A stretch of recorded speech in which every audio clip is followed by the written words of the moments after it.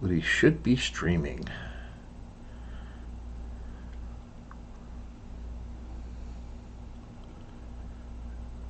Hello, my baby. Hello, my darling. Hello, time gal. Can you hear me? Yes. It still hasn't come up on Twitch just Oh. yet.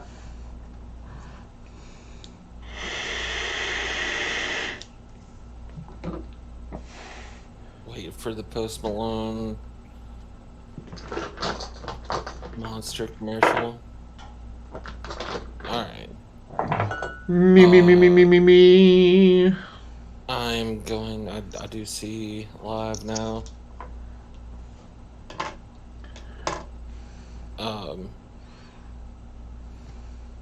I'm gonna go ahead and mute Discord and get everybody to do a quick mic check so that we can make sure it's coming across good.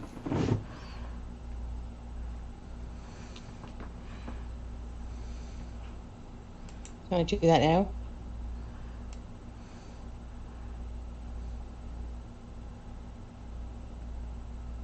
Hello. Hi. Hello. Check. Hello. Check is in the mail. Turn up skittish a little bit. Testing 1 2. Testing 1 2.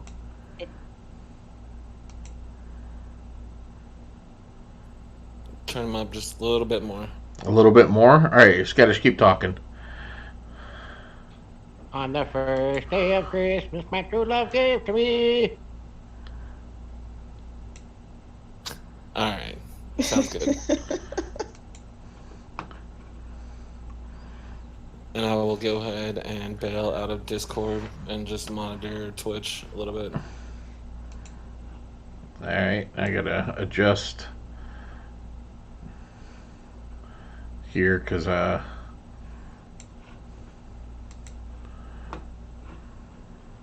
think the current party size is Yeah. it might not be too good. Alright. We have I'm a little wedding bit planned stronger. on Tuesday. Huh? We have a wedding planned on Tuesday. On Tuesday, the wedding? Hang on now. Y'all aren't getting in the middle of my final kill, my first kill for the Black Door. Oh yeah, I got a Black Door Tuesday. Maybe we should move it to Wednesday. Oh, we can't do Wednesday. We can't do Wednesday. Now, I'm free Thursday. Thursday might work. Because I don't have anything planned this Thursday. Monday's the live, Tuesday's Black Door, Wednesday's the Chaotic Rollers, Thursday is open, and Friday is Order of the Scale. Regular. Don't you have something else on Monday as well that you should announce? Oh, yes. Yes. But that's a one-time thing right now. We'll get to that in a second. We're not quite rolling yet. Well, I guess we are. I have to do something real quick, and if they show back up, I will readjust that. Woo, that's gonna hurt. Okay. That'll work. Good evening, everyone. Welcome back. I'm the AMDM Lee, and you are watching Uri's Blade, a group of warriors from the Order of the Scale. So this is a once-a-month grouping of this particular band of warriors, recognized for their willingness to throw themselves into danger, to look death in the face, and smile. Well, we'll see. How are y'all doing tonight? Good. Great. Good. Great. Before we get started, I do want to point out for all of our people that are watching. We do have going on for a member in our Discord community who had gotten into a car wreck about a week or so ago, and we have a spot fund set up to just help them out a little bit because they've been out of work due to the wreck. Some minor injuries, they're fine. We just want to help them out with some, just to help cover some of their bills and a little bit of the medical, the car, groceries, all of that stuff that shows up when you least expect it. If you like what you see here, you can come support us on Patreon. Support us here with your Amazon Prime subscription here on Twitch. And I think that's all of that stuff. No. On Monday night, we'll have our live Q&A. Now, Tuesdays we have the Black Door, and Fridays we have the Order of the Scale. Now, this coming up Monday, I will actually be sitting down with Nerdarchy, with Nerdarchist Dave, for just a 1-hour chit-chat starting at noon Eastern Time on Monday till 1. I have no clue what we're going to talk about. I'm not even sure why I'm being invited, but it's going to be awesome, at least for me. Dave's going to be sitting there and wondering why he invited me on. And that's all I've got. So let's get into the game here. All right. So y'all are milling about and doing whatever it is y'all do when you're not on a mission. You see Commander Moore come out. All right. Uri's Blade, front and center. Here, sir. I come running over from the stables. I have a job for you. Grab your my dagger and say we're ready. Grab your gear. It's going to be a couple of days, at least. Uh-oh. I need you to go to Malatore. There's an Who's this? No, that's not a who. If you look on the map, Malatore is one of the larger cities. Okay, thank you. The one I just posted up, and the yes, y'all are leaving Hasek and going farther than 3 miles away or 3 hours away. You'll be traveling with a caravan there. You're expected, as members of the Order, to help guard the caravan on the trip there.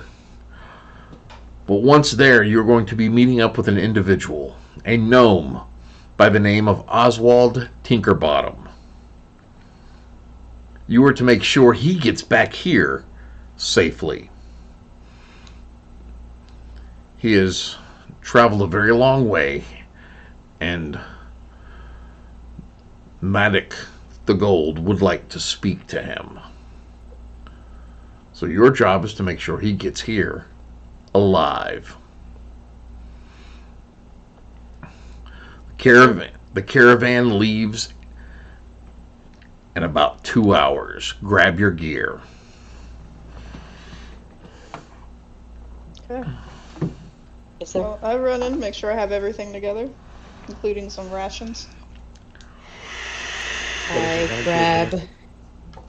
I go into the lab and grab some potions and go back to the room and pick up some of my weapons and gear that I'll need for the travel.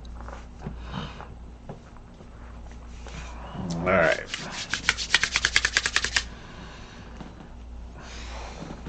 I need my handy dandy workbook.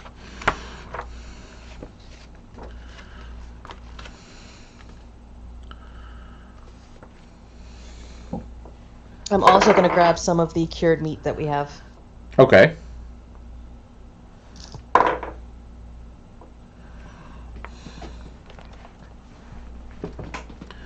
Now, the majority of Oxorin is a desert wasteland. There are pockets here and there of small oases. And some of the larger oases are where the larger towns have been built. I have to look at the map myself.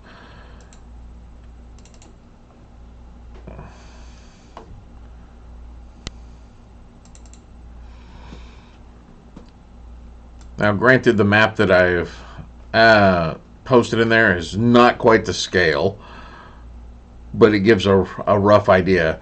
You are looking at probably a 3-day travel from Hasek to Malatori. Alright. Okay. So, the caravan that leaves out is run by the caravan leader, the pack leader, is a tiefling that is where most tieflings have the coloration of in purples, reds, and blues. This one is almost the color of sand. Very pale.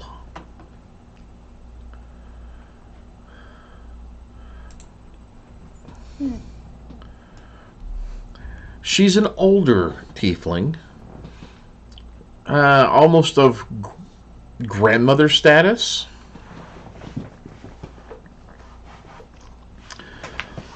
And, I see y'all are ready to go. Come on, come join us. If I could, I'd like to have one of you at the front, one of you near the rear, and the other one just gonna kind of rotate out if you could. You know, keep an eye on everything. Is that gonna be a problem? No, that'll be fine. Nope. I can be the rotator. I'll take the front. Okay. Oh, by the way, what's your names? I'm Lily Vay. I'm Lily, and your little ones? I do a small bow. I am Rin. Oh, very polite. And Juice? Dentist. Nice to meet you. My name is Pincher. You can just call me Fanny, it's fine. Very nice to meet you, my lady. It's very nice to meet you. Oh, I'm no lady, I tell you that right now. Back in my day. But that's another story. You look like my friend Manish. Manish, I thought he died. No, No, I hope not. no, I'm sorry. I'm sorry, I don't know a Manish.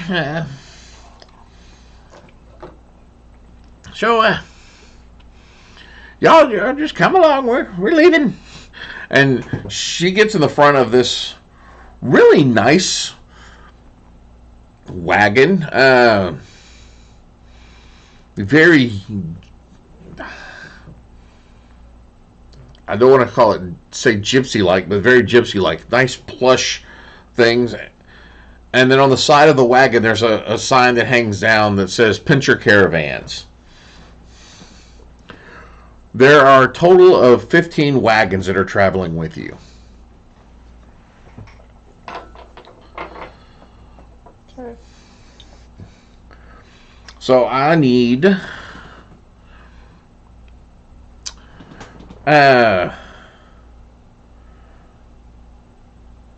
Lily, you said you're taking the front? I am. All right, I need all three of y'all to give me a D20 roll.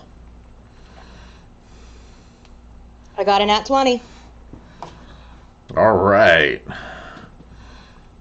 Let's keep that up. A 4. A 4? Yeah. And skittish?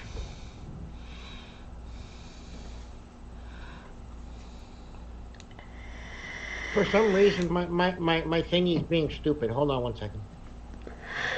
I remember those days.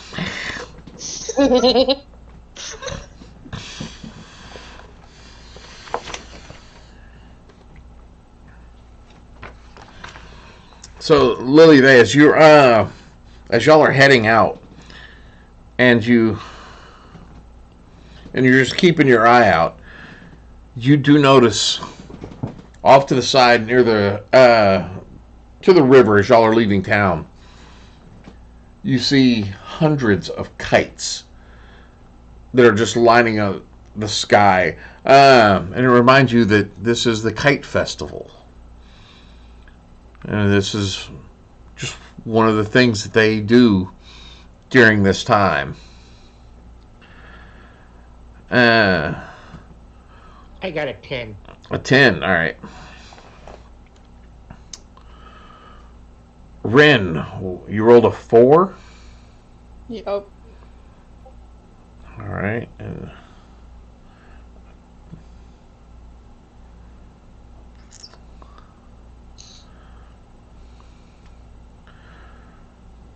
A 10. All right.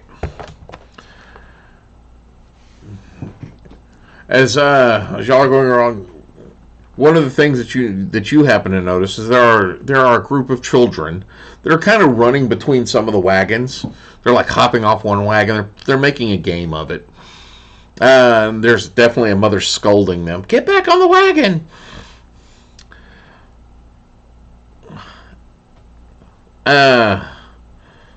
Skittish. Some of the clouds in the distance look like bad weather may be coming up. Possibly a windstorm. With the kites. Bad weather. With the kites out holding the wind, it's a very good possibility. Especially considering y'all are headed into a much more desert-like environment. Hunker down. Bad weather. As you start leaving the city, the greenery does change. You've traveled mostly along the river, coming and going from Oxorin or from Hasek, but now you're heading into the desert. The only thing that keeps you lined up are these posts that have been driven deep within the ground, some 30 feet up in height, some of which have to have been gone around because the sands have covered part of them, but they're there so you can keep track of what's going on. As you get farther away from the city, probably late to midday, the head wagon stops. When Fanny gets out. All right, boys, time to change out. And you see out of one of the wagons, like 5 really big guys, just really powerful looking humans. They're nothing other special about them, and they've got a couple of boards and what look to be long rails. And they start over with one of the wagons, and they actually tilt it a little bit and attach these rails to the front and back wheels of the wagons. And they do this with all of the wagons going up. You realize this is so it can be used to go over the sand without bogging down.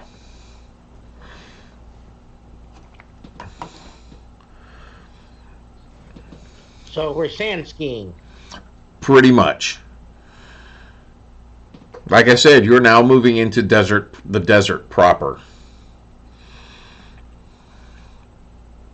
All right. Okay. The first day goes off with no events. Nothing out of the ordinary. Are y'all going to set up watches during the night? I can take first Sure. watch because I had a rest. That's fine. I'll take Uh, second. I'll take last then. All right. During the first watch, Lily, give me a perception roll.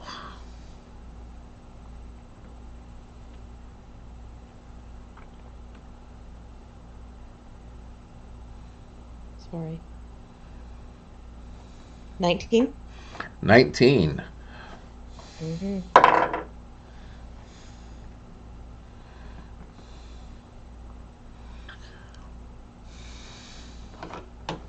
As you're watching,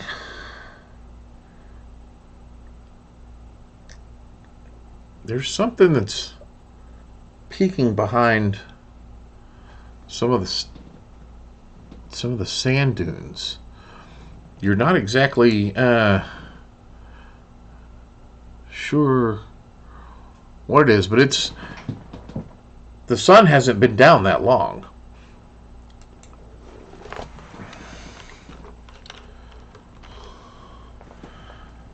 Okay. I am going to get a little bit closer, but still within range if I need to call for help, and see if I can tell what's peeking out between the dunes. All right.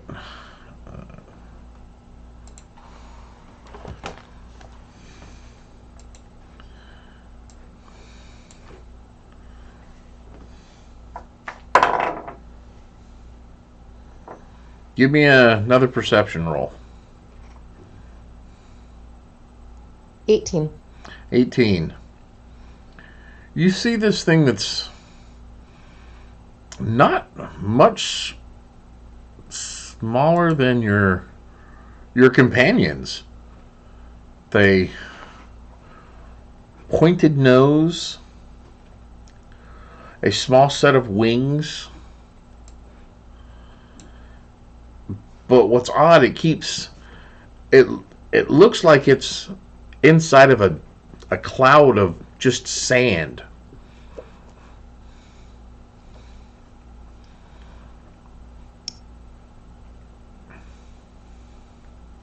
I am going to take a small piece of jerky, and I'm going to throw it out ahead of me towards whatever's peeking out.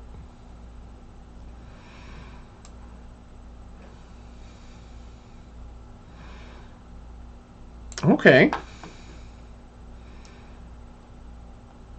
So you see this patch of sand, and when I say a nose, this nose comes to a point, like almost like a mosquito-like point.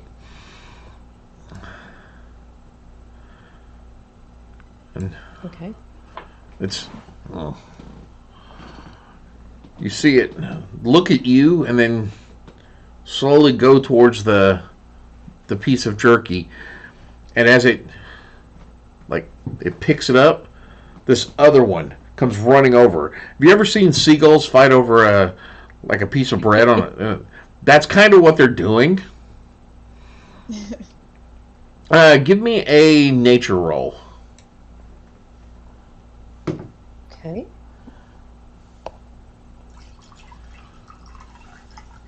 Oh, well, I'm a horrible druid. I rolled a nat 1. So 4. These are the strangest dust devils you've ever seen. You do not recognize what these creatures are. Okay.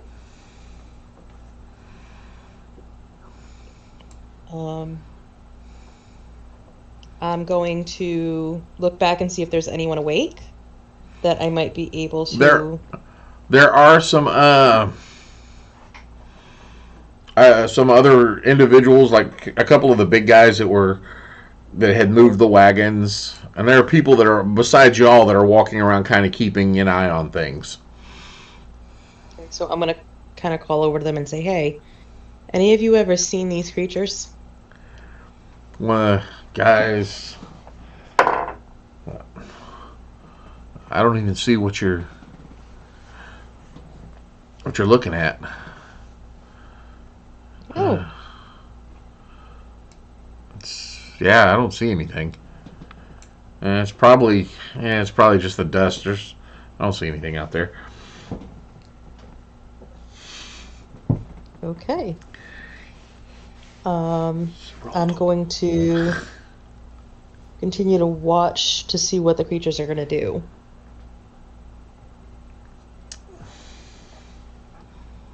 After they finish kind of fighting over the piece of jerky that you've thrown out there, one of them that wins it, you see him like tear a piece off, a small piece, and throws it to the other one, and then just eats it. The other one looks upset, takes that piece, gives him a weird look, eats that, and then they turn back to you, like kind of coming up to you a little bit more. Okay, so let's throw another piece of jerky at them. Okay, and again, they start fighting over it.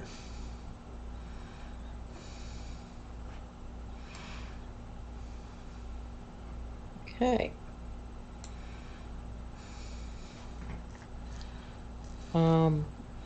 I would like to look around the area behind them to see if there are any other creatures. All right, give me a perception roll.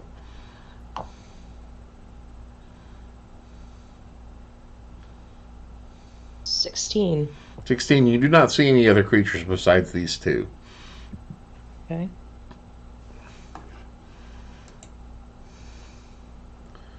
Let me see if I can show you what they look like.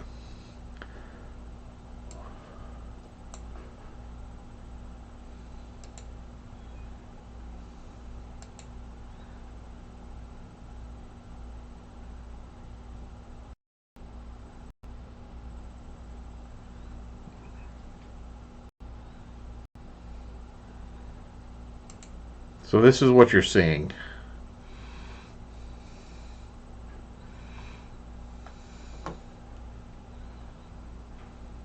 Oh,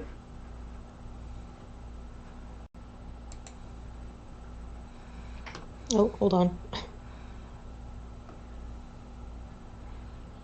Those look like a thing that you guys were doing in training earlier. Oh.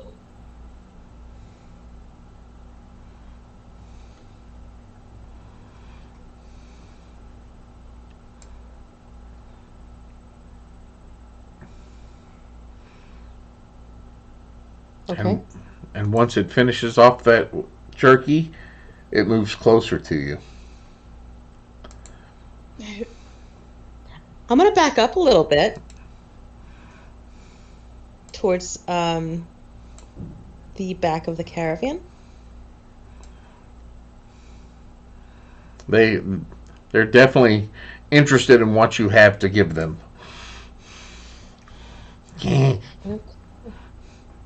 Um, They start chattering back and forth, but what languages do you speak?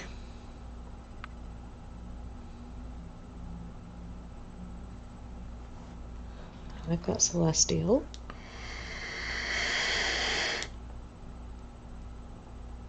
Celestial, Common, Druidic, and Elvish. You have no clue what they're saying. Okay, great.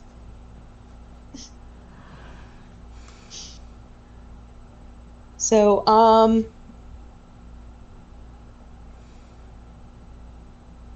let's see if I can use my Druidcraft. Can I use my Druidcraft to create an illusion of falling leaves around them? Well, you'd actually create falling leaves around them. It wouldn't be an illusion. Okay. Druidcraft will actually allow you to do that.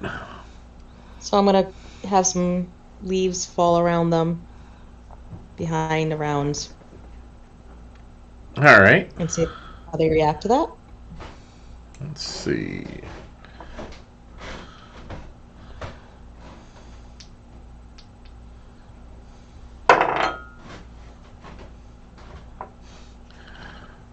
They seem startled. They kind of get and back up. Okay. But they're definitely Then watching. and I'm just going to send a puff of wind towards them as if pushing them back. Okay.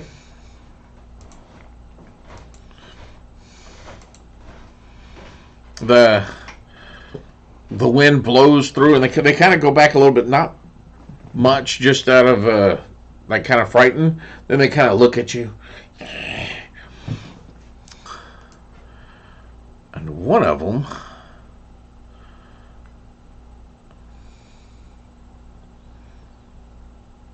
See, how far back are you? How- I'm just about. How to close where did you Skittish allow? is. How far? I just got back to about where Skittish is at the back of the caravan. Okay, but how close are you going to let them approach you? I don't want them any closer than maybe 15 feet. All right. So as that one hits that 15-foot range, you see him take a deep breath and exhale. I need you to make a dexterity saving throw.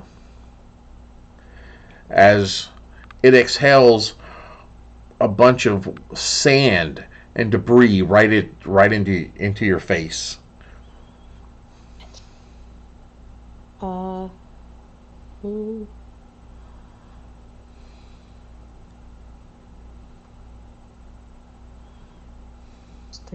17 plus 3 is 20. Oh yeah, you're able to block your eyes, and in that process, after it breathes, they come in.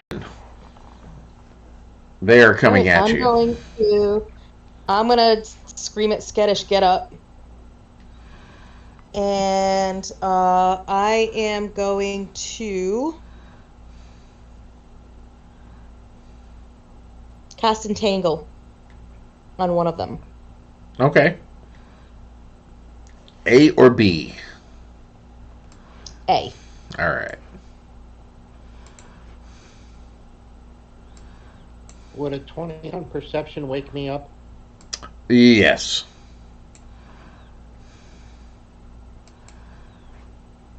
So, for Entangle, I've got a strength save of 12. There's no.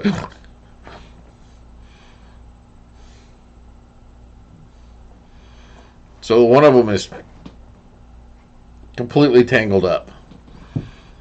As these vines burst forth from the ground. Now, usually you're used to seeing your vines and your magics, your nature-based magics, full of greenery and life. This is more like tree limbs, like a rotten tree and a thorny, briny bush, a desert thing come up, almost like a tumbleweed come up and encase him. And I, as a bonus, am going to shift into bear. Okay. All right, Skittish, you're awake.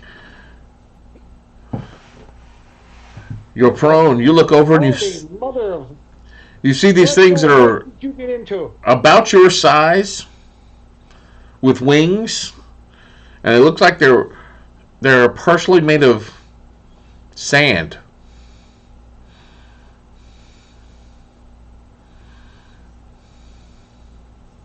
I'm just, first thing I can think of, the Sacred Flame. All right. You gonna do the one that's entangled or the other one? Which one got entangled? The one closest or the one farthest? Roughly, they're the same distance at this point. I will do the one that's not tangled. Okay. What's the DC? Dexterity of 12. All right. Roll your damage.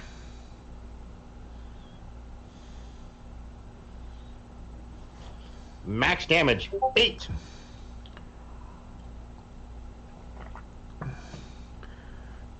And what kind of damage is that? Is that radiant damage or fire damage? Or both? I forget. That is radiant. Radiant damage. Okay. That's important.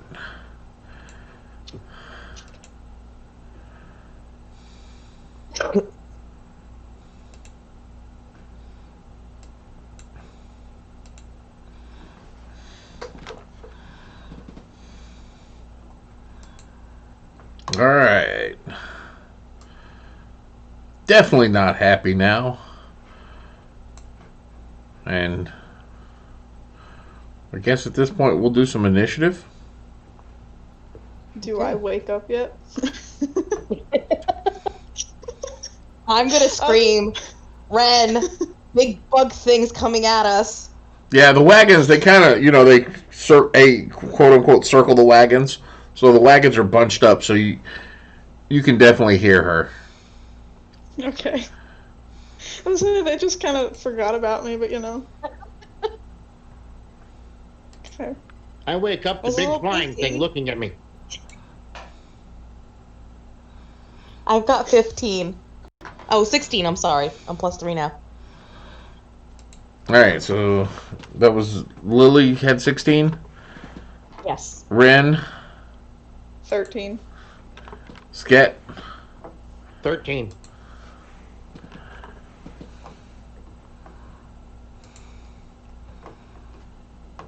oh, apparently,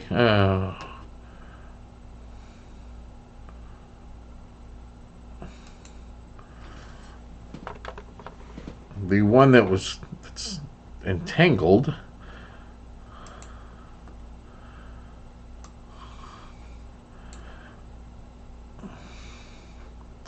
What's the the DC to break out? 12. 12. Mm-hmm. Yeah, he's pretty much stuck there. And Lily, it is your turn. Okay. How close are they to each other? They are within 5 feet of each other. Okay. I am gonna cast Ice Knife on them. Okay.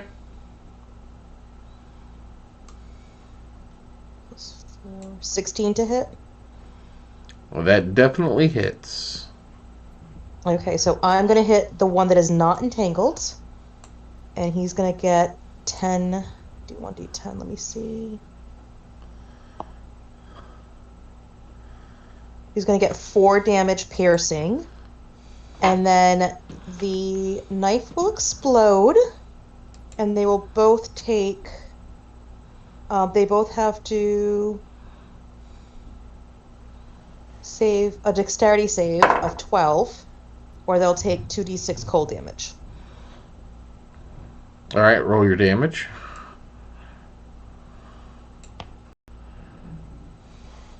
Five each.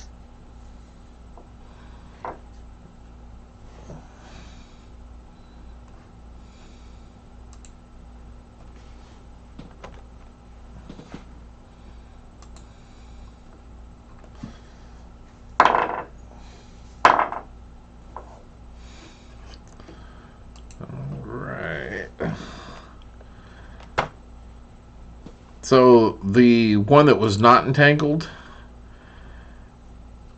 as the ice knife hits and then explodes. This creature is obviously not a fan of cold, because the first one definitely caught him off guard. During when it explodes, it freezes him over, and he hits the ground and kind of shatters.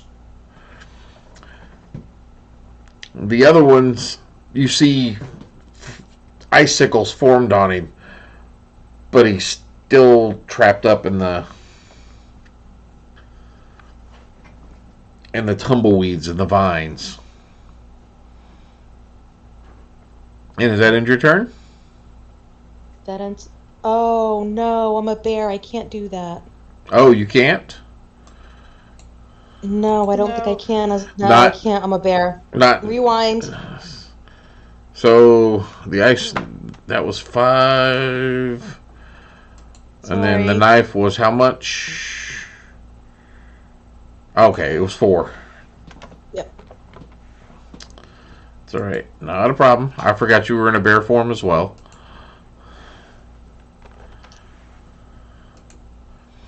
So instead of that, So that's what was going through your mind. You had envisioned all of this out. And then realized, I'm a bear. That So plan won't Bear work.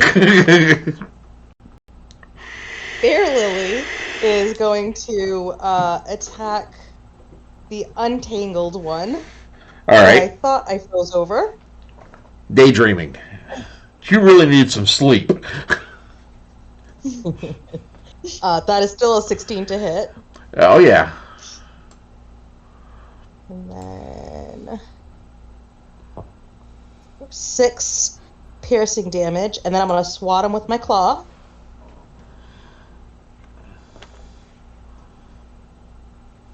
Oh, that is 23 to hit. Yeah.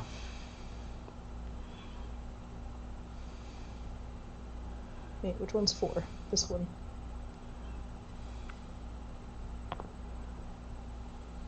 Two, 6, 8 damage. So, I take it the first one was a bite attack? Yes. All right. So, you bite down on this poor little guy's head. And pull up. You grab with the claw. And just... Lost my headset. And just literally rip the head from the body. Have you ever eaten a sandwich that has sand on it? Because that's Yeah. your mouth is just full of sand and grit. Ew. And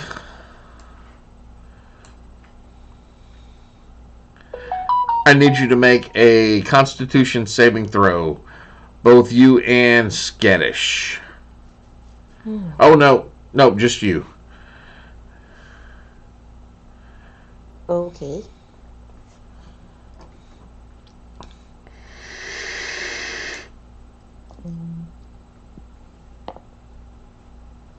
Six. 6. You were blinded as this thing, when you pulled it apart, it literally exploded in your face. And you were blinded for 1 minute. Great. Well, I guess I'm gonna rely on my smell.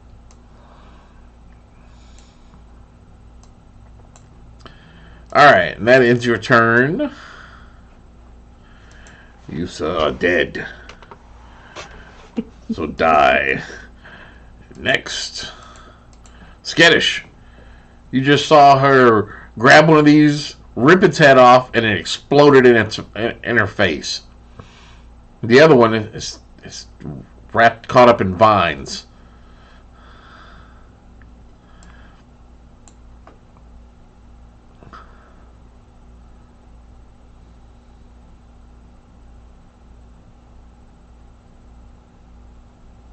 Skittish.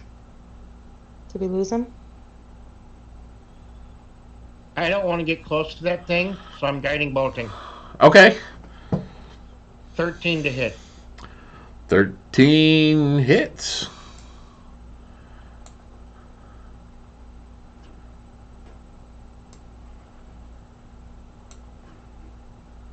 And it's 17 points of radiant damage. and it's effectively okay.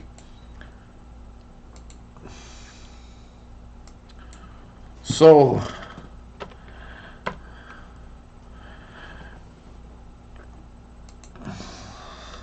you watch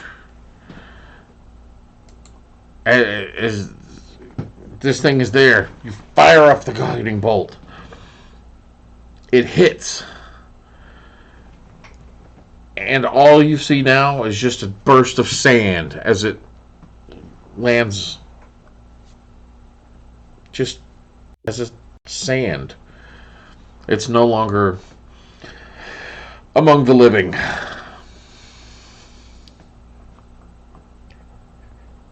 Lily, I love you. Stop feeding the wildlife. It looked hungry. You guys woke me up and you didn't even need me. I'm going back It to looks sleep. pokey. I'm going back to sleep.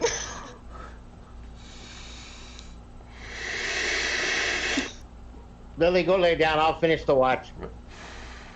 Okay. You still in bear form? Yes. Actually, you know what, Sket? Let He- me finish it while I'm still in bear form so it's He, not he wasted. can't understand you.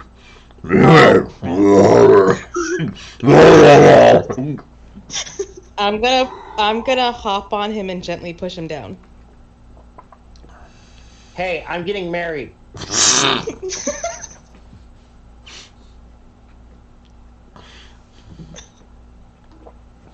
I am going to kick some sand on him and walk away. Okay. You finish your shift out. Who are you waking up to? Who's going next? Sket's got second shift, I believe. So I'm gonna go over and poke him.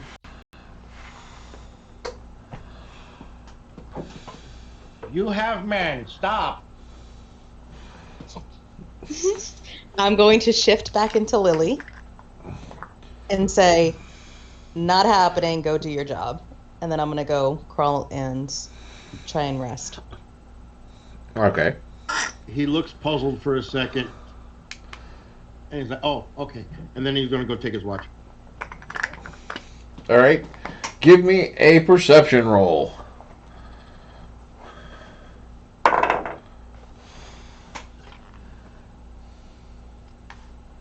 Nine.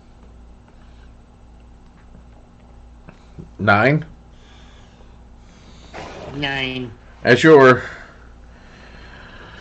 just kind of looking around, yeah, look up at the moons, and unexpectedly you see an eclipse happen.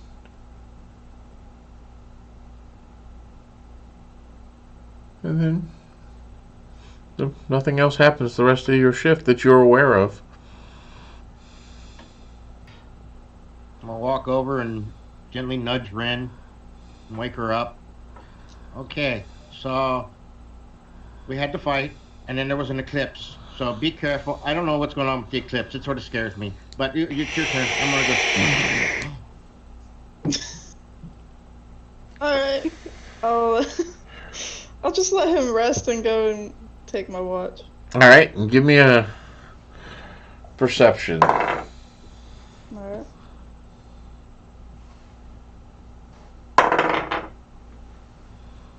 $19.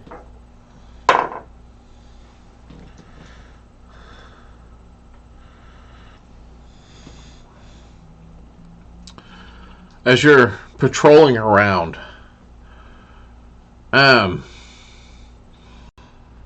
kind of making and just a slightly wider circle kind of spiraling out.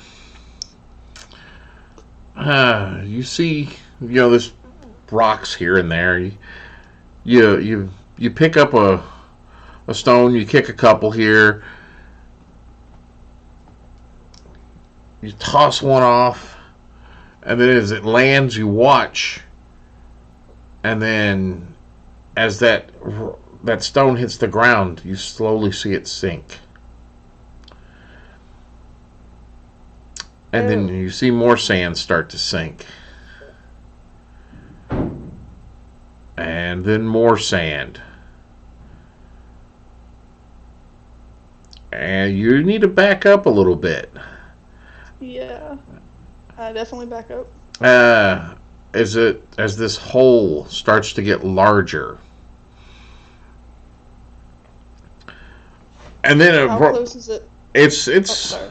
it doesn't get quite to, it's probably about 20 feet away from the camp is where the hole stops. And there's now a large hole in the ground.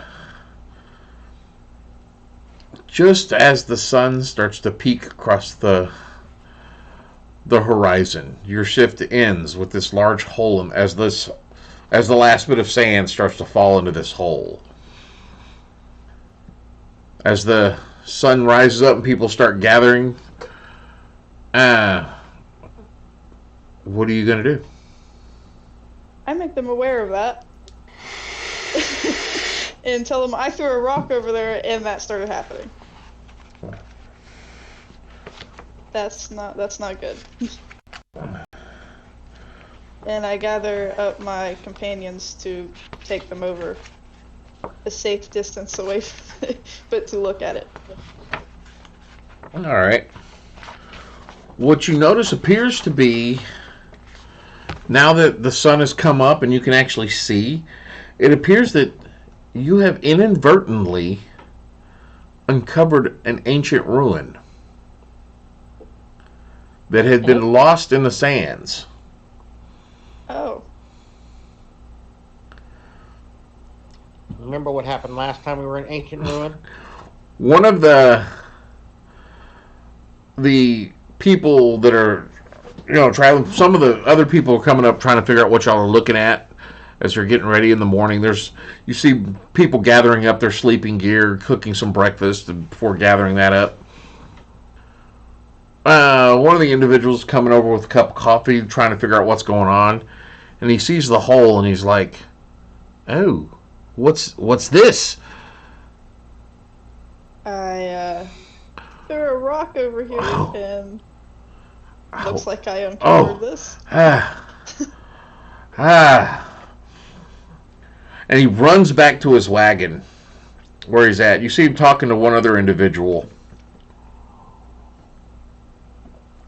And they grab some parchment and such and come running back. And you see what it is. They've got a map of Oxorn, and they're looking in there. This is. They start making out some calculations about how far they may have traveled and what marker they're at. And they make notations on the maps. And one of them runs off and starts talking to Fanny. He's like, "Yeah, this is interesting. Do you have any idea what you may have found?" Another mummy. I guess something that could be good for history. Oh, yeah, there's no telling how far this dates back. This changes all of our plans. Yes, pull the wagon over! Wait, what? Now, we're no longer going to Malatori. Well, I mean, we're staying here. Should someone send words so that they don't come looking for you? Could you? No. We're supposed to escort you there and No. then escort someone back. You're supposed to escort the caravan. We are no longer part of the caravan.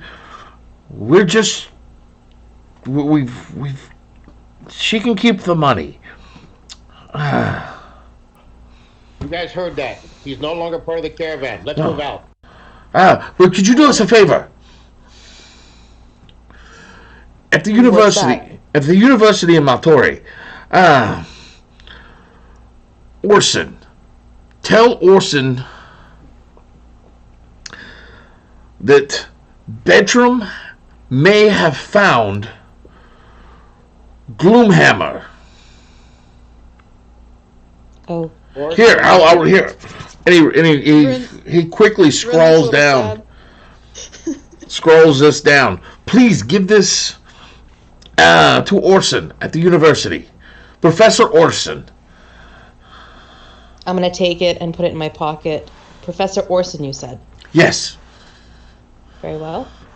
Thank you. Professor Orkin Gloomhammer found Beltram. And he turns to look at Lily Day. Please make sure Professor Orson gets this.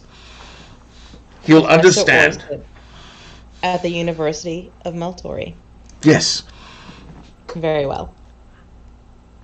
Yeah. And you see him and the other guy start.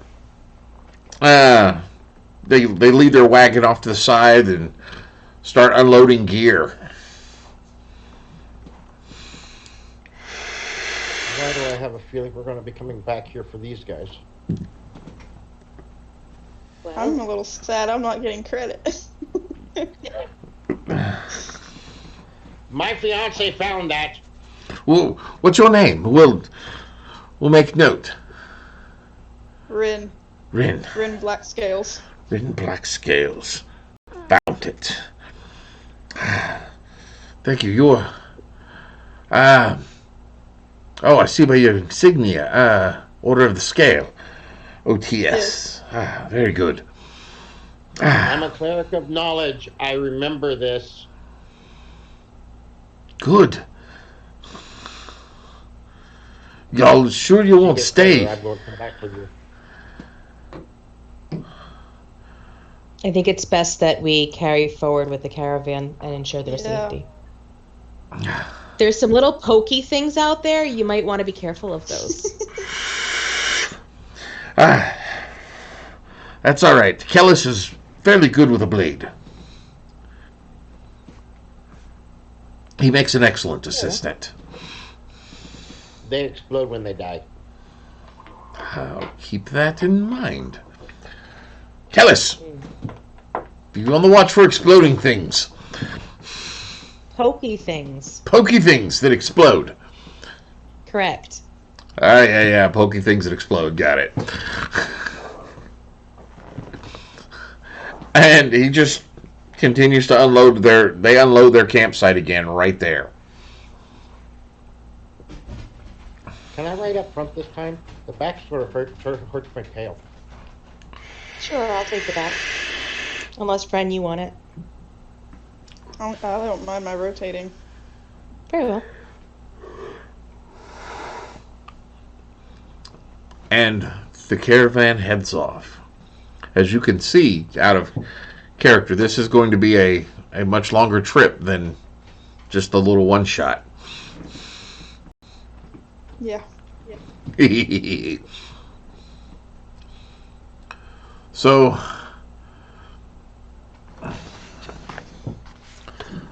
I have my sunglasses on. okay. The storm that you were worried about the previous day seems to be upon you, Lovely. making this day rough travel.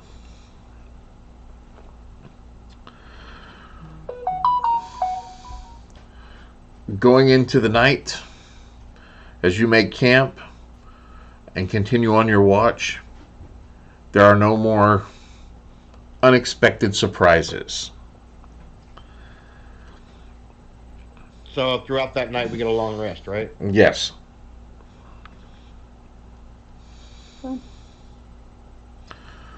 The rest of the trip is fairly easy going. And then you move from sand more into, start to move into some more, less dunes, more rocky desert terrain. And you see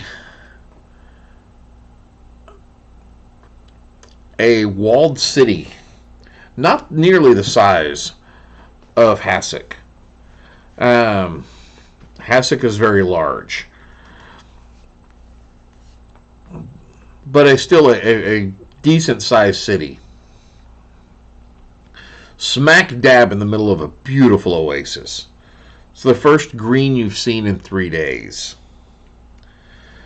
As y'all start to move towards it, the animals that are pulling these wagons definitely pick up their pace. They can smell the water. So it doesn't take y'all long to reach the city.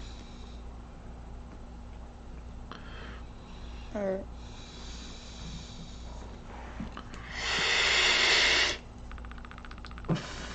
So by the end of the third day, or as the third day comes to an end, y'all are entering the city of Malatore. Near the entrance, you see where the caravan is stopping. You see a small building that says Pincher Travels, or Pincher's Caravans. And Fanny comes up and goes, "Thank you. We'll be leaving back in a couple of days. Try to be back then. There's a couple of inns in town, really nice. There's a couple that are not so nice. Just go have fun." That means I get rats for free. Could you point us to the nice? Can you point us to the nicer inns without the rats? A nice inn without the rats. Yes, please. Probably. Let's see. Skittish frowns. Rats mean it's dirty. We're sorry, but You can go get a meal there. Okay. Then you probably want to find the Forked Rod. That's No a pretty comment. decent place. That'll work. And also, could you tell us where we might find the University of Maltori? I've not been there myself, but you might ask one of the coaches inside. They might be able to take you there. All right. Thank you, You Lady don't know Pincher. a Tinkerbottom, do you? Tinkerbottom? No, I don't know a Tinkerbottom.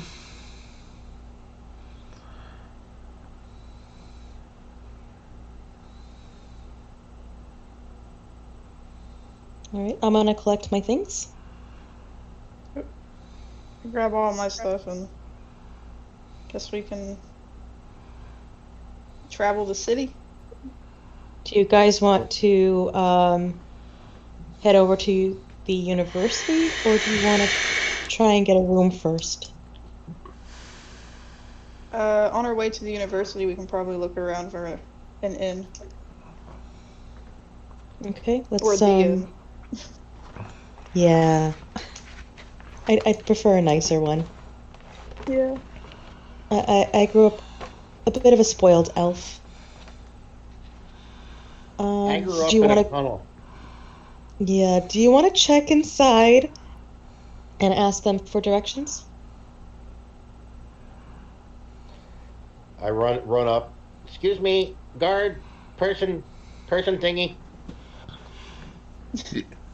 Yes, little one. What can we do? This is a dragonborn. Apparently ancestry of brass. Yes, what can we do for you? I'm looking for a forked rod. Tickle, tickle. The Forked Rod. It's a very nice place. and he gives you directions on how to get there. And could you tell us where the University of Maltori is? Ah, yes. You see the big building, and he points, and you see all of the, most of the buildings are roughly the same height, and you see one large, taller than the rest. That is the governor's house, so to speak. The city council. The university is beside there. So right to the side. Thank you. No, it's not a problem. It's my pleasure. Welcome to Malatore. Thank you. Thank you. So let's head over to the university. Yeah. Let's go. All right. All right. Are you gonna walk, or are you gonna take a taxi, or? How What far the are we heck? talking? This is a pretty good sized city. This is probably about half the size of Hasek. You guys, I think we should maybe take a coach. Yeah. Just so we don't Okay. take too long. So I'm going to walk into the travel agent's office and. Oh, there's coaches that kind of line the street. Or Oh, yeah, think of them like taxis. It's so you'll I'm see gonna approach these. the closest one. You'll see horse-drawn. Well, some horses, some lizard creatures drawn wagons that are definitely meant for city travel. So I'm going to approach the closest one and say, "Pardon me, would Yes. you be able to take us over to the university?" Oh, yes, not a problem. That'll be 5 copper total. Okay. I could I open one pull- of these up in our town. I open my bag and I say, "How about 4 coppers and a cookie?" What kind of cookie? Well, I've got a good peanut butter chocolate chip. Deal. Come on in. Perfect.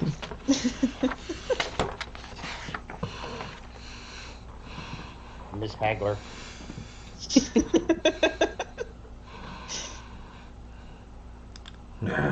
How are y'all doing? It's first time here. It is actually. Well, welcome to Maltore. I'm What a lovely Lanos. city. Oh yeah, it's a great city. I mean, for being stuck in the middle of a desert. So are you going to tell us the sights on the way over there so we know our way around? Sure. There's a building. No, he does travel along. He mentions like he does mention if you want to find a really nice place to stay, the Forked Rod. If that's a little too nice for you, if you're looking for something a little more rough and tumble, there's the Iron Golem.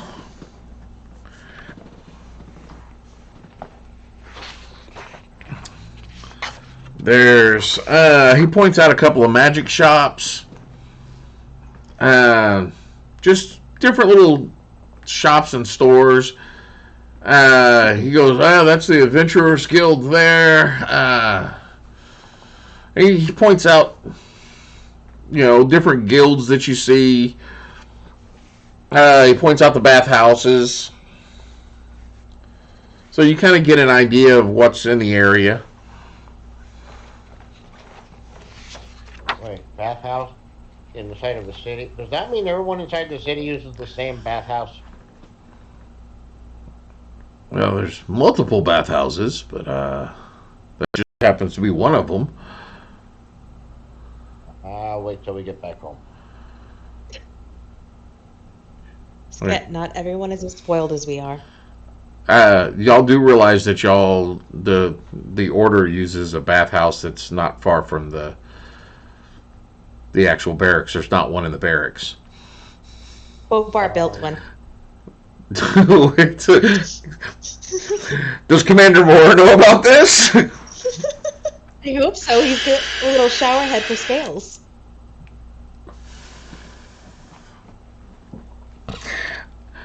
If that chat didn't go by so quickly, I would be able to keep up with these things. We get a little carried away in there. Just a little. I don't know what you're talking about. We do fine. For those of you at home, the Order of the Scale is also downtime role played on our Discord, and there's a lot on there. 2 new stores have opened. Come visit. Yes. We now have a death cleric priest that actually has come visit.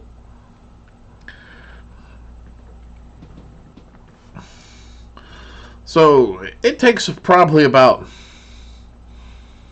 half an hour to 45 minutes to actually get to the university. Now, it was evening, so it's starting to get dark. The temperatures. You've been in the desert for the past couple of days. Sweltering heat during the day, frigid cold at night. Here with the walls and in the oasis, it's been much more temperate. The heat of the day seemed much lessened, and the chill of night is almost comfortable. There are people just all over the place, much as in Hasek. You could literally take sections and place them in Hasek, and it would feel right at home.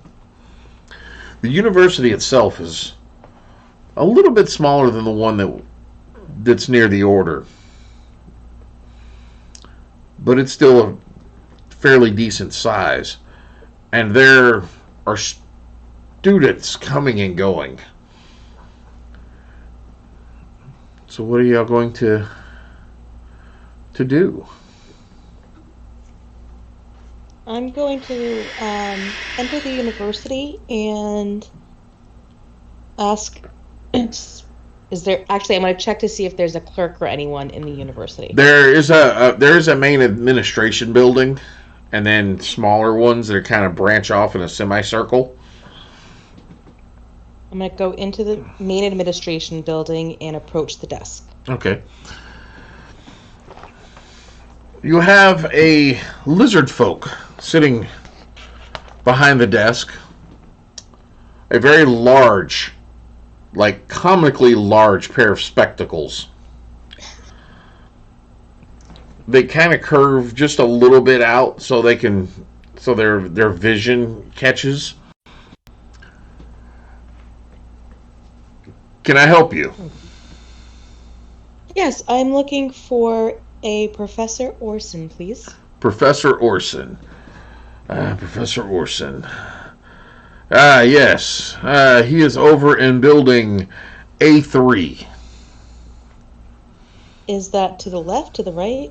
Oh, and he shows you there's a carved onto the table. You see, or his desk. He kind of clears some paper out of the way, and you see a map of the university.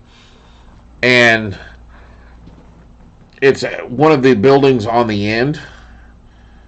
And he points it out, and he goes, "That's A, and A3 is inside." Perfect. Thank you. All right. I'm on Lily's I'm following. hand mic for a second. I look down at Skittish. Tinkerbottom. Ah, yes. We're also looking for Mr. Tinkerbottom. Do you know where we could find him? I don't know a Tinkerbottom. All right, thank you. Well, I think we have to keep looking, guys.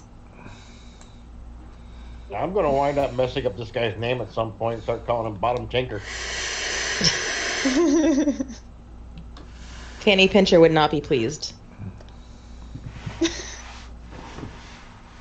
I'm Well, gonna head to I, building A3 if you guys are gonna come, or do you guys want to head back Oh, I'm to? following. Okay. I'm definitely following. I'm following right. If Ren's going, I'm going. You can make your own decisions. He does not like the city unless it's nighttime and he's able to acquire things. Oh dear. Do not bring back any rats. I'm gonna Please do head not. over to A3. All right. As it's gotten darker, you do notice there's less people in the area, but there are still students going from building to building. You get to the doors. A3 they're all fairly good sized buildings. And you see the directory on the wall, written on a parchment there, and you find A3 fairly easily. It is the Department of Forgotten Lore. And there's a nice door with a nice piece of glass that says, what is his name?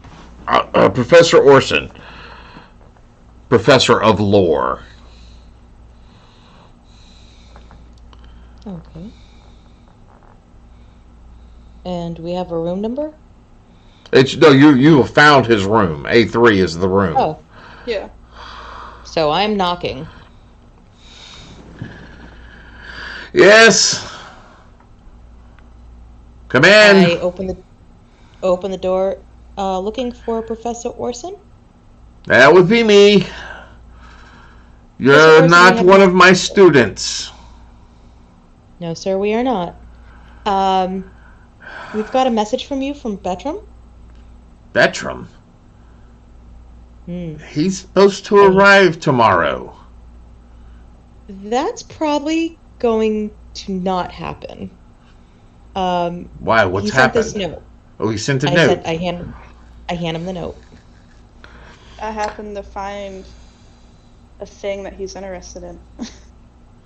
No. Yes. That's Ren, WREN, Black Scales. She's the one who found it. Ah, that's true. He's written that here. He may have found Gloomhammer. No. Yeah. Yes, Gloomhammer found Beltram. That's amazing. Well, Ren may have found Gloomhammer. That's absolutely amazing. I've got things to do. Thank you. And he looks around. Is there a reward for He- her finding Gloomhammer that could go to the Order of the Scales? Well, I don't know. I don't have any reward. Here, take these, and yes, thank you so much. I've got to make plans. Let's get to form an Good expedition. luck to you. All right, thank you. And he kind of like, as he's looking, he's kind of like shoving y'all out. I have things to do. Thank you so much. And he pushes y'all out into the hall there and closes the door, and you hear him rustling around, muttering to himself. He said, What? take these. What are we taking? Yeah, what did he say he handed us? He hands you a small bag that have 4 vials in them. These vials have a rose tint to them. Lily? Professor Orson. Hold on a second. Hold on one moment.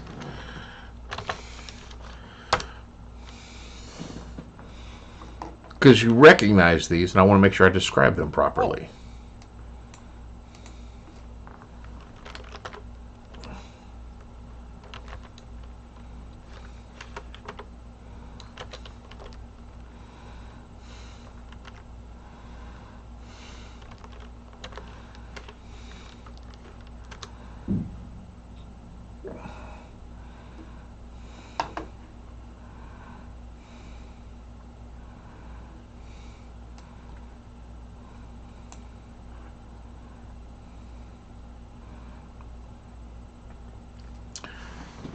You see this file. The liquid inside glimmers once it's agitated. Give me either an arcana, a nature, or a arcana, nature, medical, or if you have alchemy tool set, one of those rolls. You want us all to roll? Yeah. I got a 17 on Arcana. I got 18 on nature.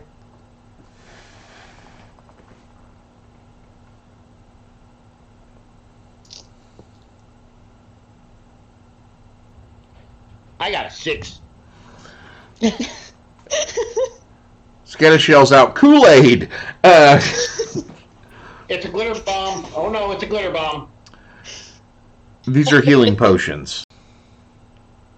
Oh, excellent. I'm gonna go ahead and add those to our stash. Are they normal or 2d4 plus 2. 2d4 plus 2? Perfect. Well, I guess at least me finding that got us some healing potions. Good job, Ren. So do you guys want to maybe find the inn now? Yeah, definitely. Okay. And you know, I asked. You did. Skit, do you remember where it is?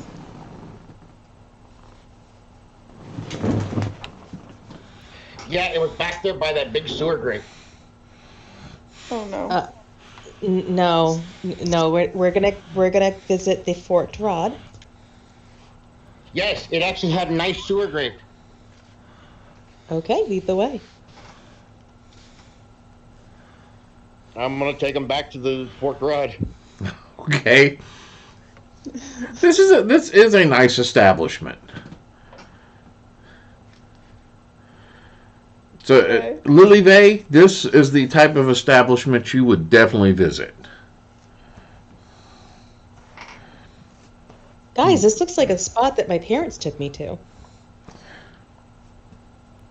They may have at one point. I'm going to head inside very excitedly. The inside, it is just the most comfortable temperature. Whereas the day outside was still giving off the heat and the night was cool, this is just a really nice, cool temperature in here. There's flowery incense that have filled the air. The smells, it's like walking into a flowering garden. The floors themselves have been polished out of looks like maybe a marble or a granite. And there's an elf behind the counter. Very properly dressed. Can I help you?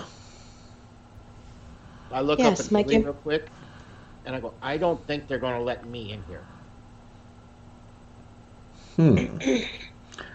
I approach the elf. Yes, ma'am.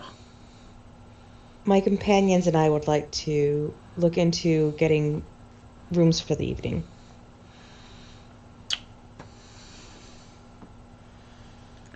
Would you like one room, or two, or three?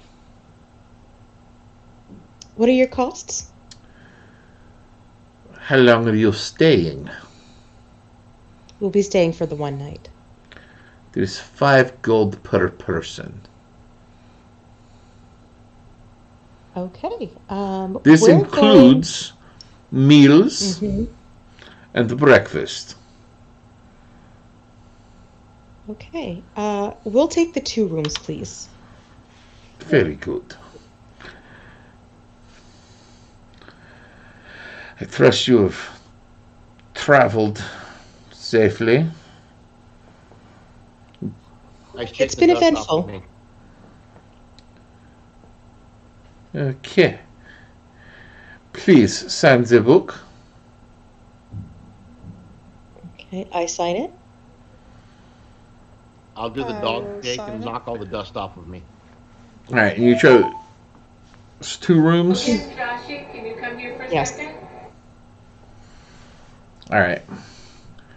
Goes this way. And Follow.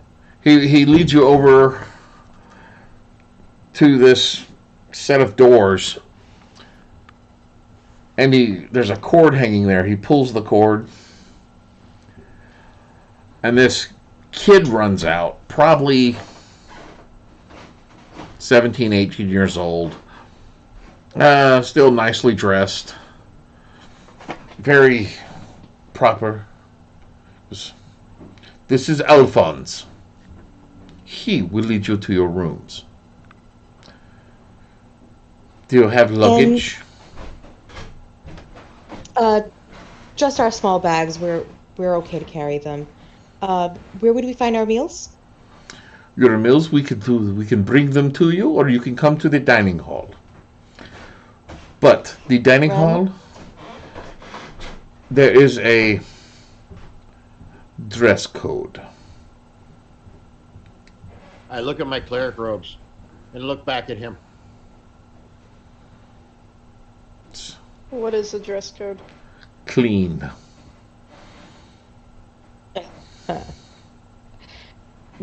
Do you offer baths here? We do have a personal bathhouse. It is an extra 5 silver. Very well. I'll pay the 5 silver so that we're able to clean up, and we will be dining in your dining room. Very good. Thank you. Alfonso will take care of you. If you need anything, just let him know. Thank you. And he looks over at Alfonso and he says, 2nd floor. And then he heads off. As he turns to leave, I'm gonna look at him and I'll lick my muzzle. Okay. I'll look at skittish and shake my head. Alfonso kind of smirks a little bit. I'm a little concerned. And you see him, he pulls open the door and goes, right this way. And it's a boxed in room. It's just probably a 5x5 room. And he goes inside and waits. We're gonna get teleported? Oh, I don't like teleportation. No, Going- No, not teleportation. It's a gnomish invention. Well, it might be orcish. I think the orcs came up with it. Could be the goblins. Oh, are these one of those rooms that move up and down? Yes. A lift. Oh, yes. They I've heard of basically these based before. it. Yeah. He gets inside. He closes the door, and he pulls another cord on the inside, and you hear a dinging sound from below you. And then slowly, you feel a slight jolt, and you hear a clacking sound as you start to raise. Clack, clack, clack, clack, clack, clack, clack, clack, clack, clack. It's I'm grabbing onto Lily's leg.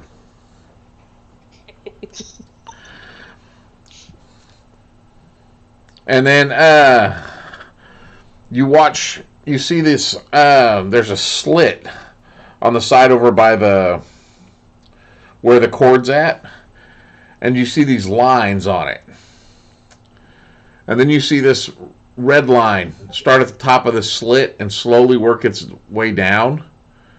And when it gets to the bottom, or like about an inch from the bottom, he pulls that cord again and you hear another bell, barely imperceptible.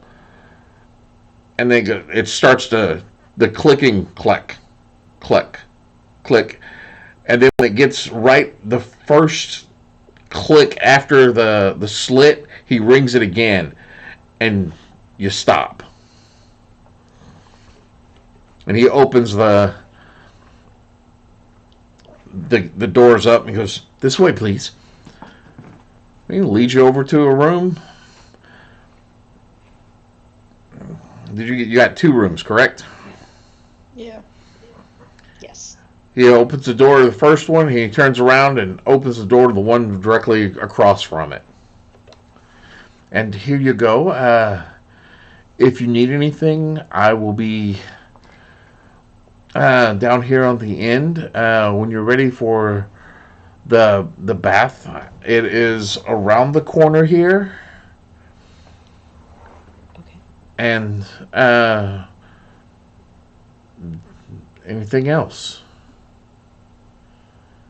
I'm going to hand him a silver. His And I'm gonna eyes. say thank you. His eyes really light up. Oh, thank you, thank you, thank you. If there's anything else you need, just let me know. Just Absolutely in anything. case we need you. Excellent. Thank you. Oh, thank you. You. And as he's walking off, you can barely hear him. She gave me a whole silver. Jeez. Wow. He seems to be pretty excited about that. I think you made his day. Well, I'm sure he doesn't get that very often. And it'll be nice to have somebody in town who remembers us. Yeah. So I'm going to take this room here, and you two can keep the other. Get his You know, smile. unless Fred wants to stay with us, or with me, and that's fine too. I told you I'm taking. Depending on how he acts. Oh. Please remember, this is a PG-13 stream. And I'm fade to going black. to get. I'm going to get my things together and take a bath. All right. I'm going to go into the room, get undressed, and then go and jump in.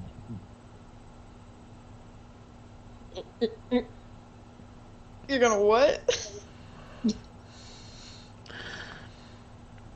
In your room, there's a very nice, soft bed. A table and chairs. A mirror. Oh, we lost him. He jumped. He got super excited.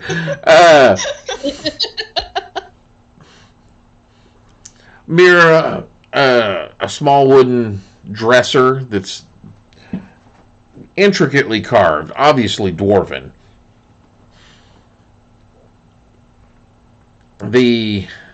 There's a wardrobe that has got the dwarven with a little bit of elven design added into it. Under the mirror is a large bowl and a pitcher filled with water, and then some towels laying there. The lights themselves, elven design as they come out, with not a flame, but just light emitting from them.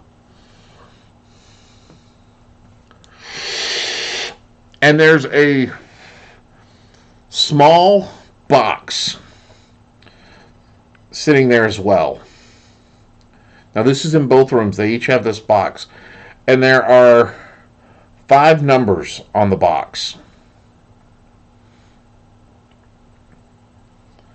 it's got on the back of it, embedded in the back of it. You can't move the box. The box is sitting there. It's almost directly underneath the mirror, and it's attached to the dresser, and there are 5 crystals embedded in the back. Quartz, amethyst, citrine, a topaz, and a kyanite. It's really in the crystal, but these stones, these are embedded into the back of this.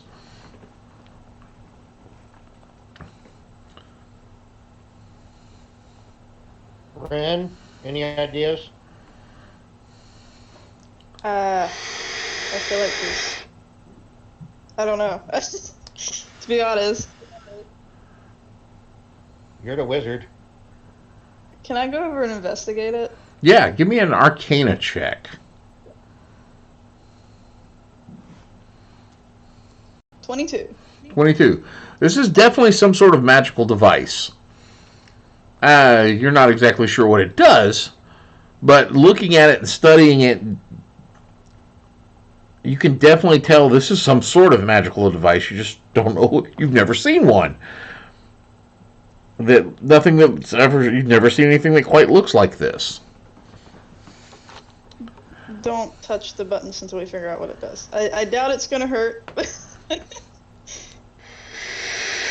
touch it.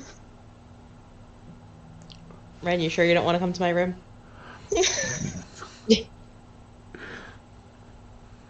I'll be fine for now, I think. So, Lily. I'm going to investigate. I'm going to investigate the box in my room as well. Okay, same thing. It's the same box. It's the same. Yeah, it's the same setup and everything. Okay. So I probably wouldn't get any other information than what she did. No, all you can tell, if it was an Arcana, you can tell it's magical, but that is all you can tell. Okay. Sorry, things are happening on my end that are crazy.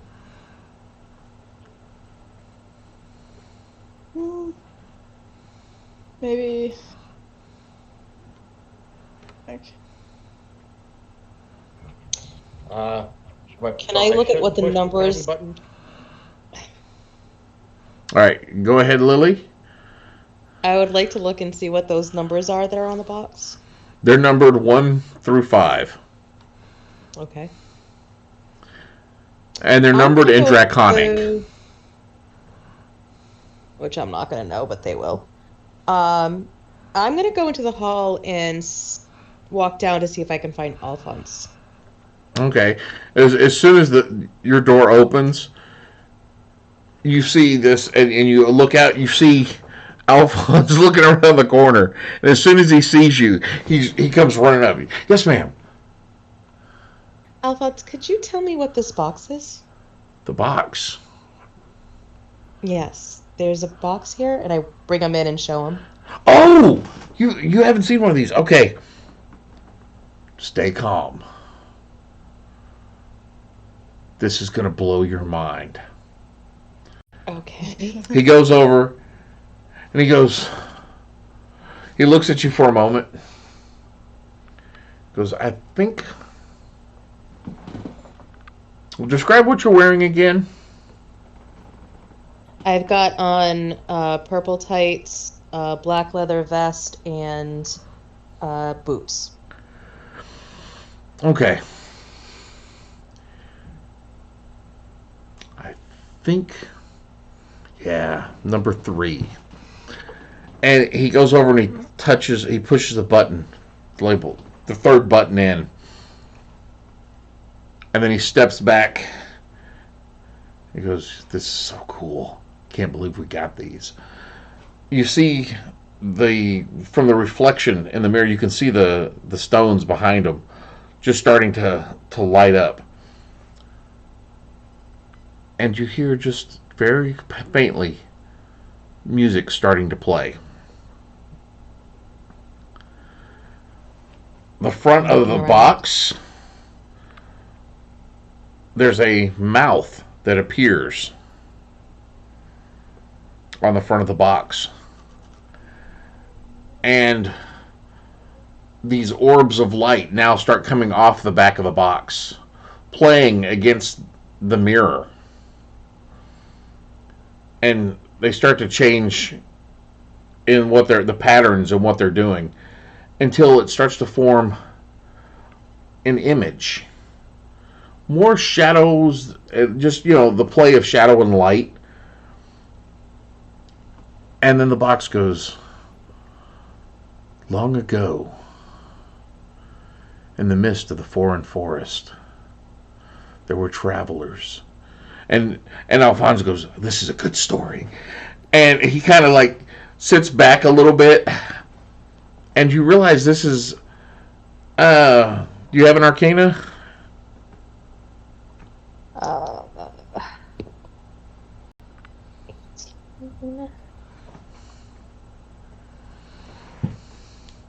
19.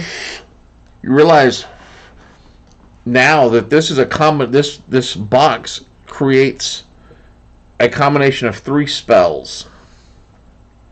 Magic Mouth, Dancing, 4 spells. No, 3. Magic Mouth, Dancing Lights, and Minor Illusion. And it begins to tell a story. One of adventure and romance. It's a magic TV.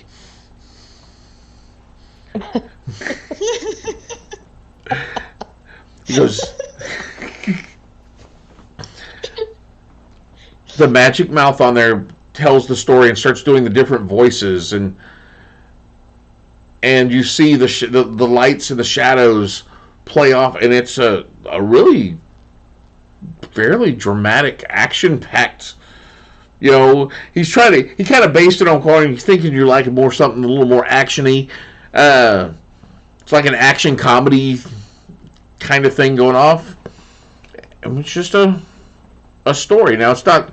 It's kind of like you could relate it a little bit to like the Shadow Puppets theater, where they tell all those different plays and stuff, but done with Dancing Lights and Minor Illusion and Magic Mouth. Interesting. I haven't seen these before. They're very cool. They actually devised them at the university. Yeah, we've got like 7 or 8 of them in the hotel. It's great. Eventually, they're going to come out with more stories that we can swap them out, but we've only got these 5 right now. If you want comedy, you go to number 4. There's a romance one on number 5. But I like 3 and 4. Those are my favorites. And what are 1 and 2? I honestly, I've never sat through them long enough. One of them's just really boring. I don't know. But yeah, I like these. All right. Hey, Thank you, Alphonse, for your help. hey, no problem. If you need anything else, just let me know. I think that'll be it for now. And he heads on out. Okay, and I'm going to rush over to the other room and knock. As you knock, Alphonse turns around. Oh, okay.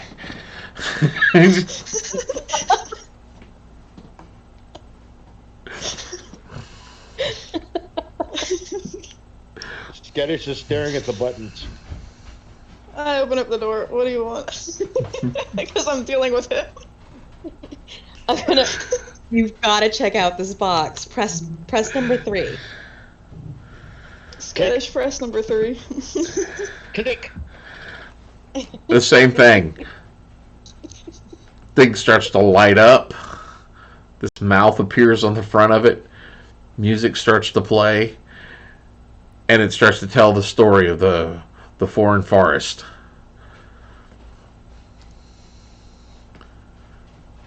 It's like a storytelling box. It's pretty cool. That is really cool. Do you know what the rest of the buttons do? Well, Alphonse only knew that 4 was a comedy and there's a romance on 5, but I don't want to know about that. So I'm gonna go Yeah, I back to don't- my room. Okay. I'm gonna push number 5. No.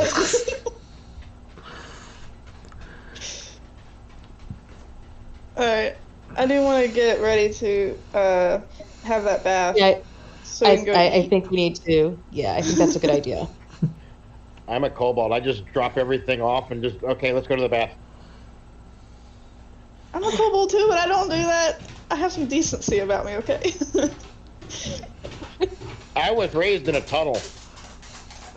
I'm gonna run in and get my things in the towel, and I'm gonna head down to the bath. Okay. Okay, Ren. Since you like that, I will put a towel around my waist. Thank you. As you get in there, you notice there's a common area, and then there's individual rooms. There are 5 of these individual rooms, and each one of them has its own little stone-filled tub or a stone-lined tub filled with scented waters and oils. So you I'm have gonna immediately go in.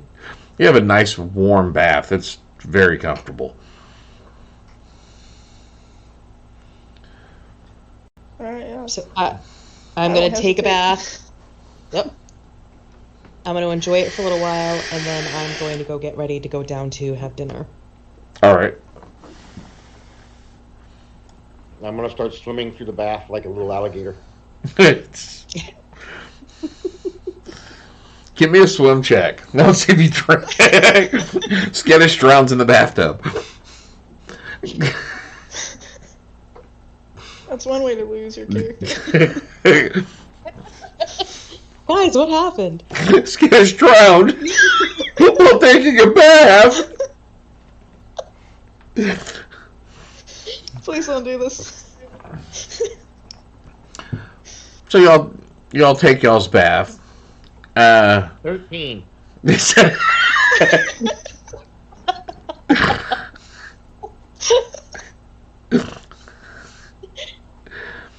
you you survive. Take your bath. You get dressed. You head down. You eat. And they bring out, this is the meal itself is set along a large table. There are fruits and meats, just all kinds of grub, and it smells delicious. It's kind of set up like a buffet, so you're able to grab a plate and go grab what you're wanting, and then find a table and enjoy it. There's a guy dressed up all in whites behind it, carving off slices of some sort of. It kind of resembles a boar, and y'all have a nice, lovely meal. I look at Ren first before I do anything. Eat. I'm just gonna roll Like I over to the said, guy that's doing the slicing meat and hold up a plate and go meat. Yes, sir. How much would you? He slices up some small, portion size that you would look like your portion, fairly small, and lays them on your plate. I look at it, look back at him, meat. Ah, meat. So he I slices. walk behind him, and I say, "Skittish, manners, please." Please. Yes, May I have meat, please? yes, sir. You may. He slices you off some good portions. There you go. Thank you. And then he looks up and can he eat all of that? Probably, actually. He'll probably be back for more. All right. What can we get for you, ladies? I'll have a slice as well, please. All right. He slices you off some. Yeah, I'll also take some, but I don't need nearly as much. Okay. Yeah, it's got the flavor of it is almost like ham. It's just not. There's it's a very close equivalent. Okay. I'm gonna get some vegetables as well, and then sit down. All right, they've got a full array of different types of vegetables there, and there's also, besides the fruits and stuff, there's some sweet cakes, rolls, that sort of thing. It is a very nice layout. So you have dinner. Is there anything else y'all are wanting to do before you turn in for the night? No, I think I just want to get some rest. Mhm. All right. Oh, actually, I'm going to go back to the front desk and I'm going to ask if he knows a gentleman by the name of Tinkerbottom. Tinkerbottom. Let us see. He starts flipping through his book. No. There's no one by the name of Tinkerbottom here. Okay. I'm sorry. Thank you for checking. Not a problem. And I'm going to go back to my room. All right, it's the same clanking lift that you'd heard before on the way up. And you head back to the rooms for a full night's rest. I'm gonna finish 3 plates of the meat before I head up. The guy behind you is like, wow, you really can eat them. I'm impressed. I am impressed. Well, he'll remember him. Wow. Yep. And that's all I get on my plate is just the meat. I don't get anything else.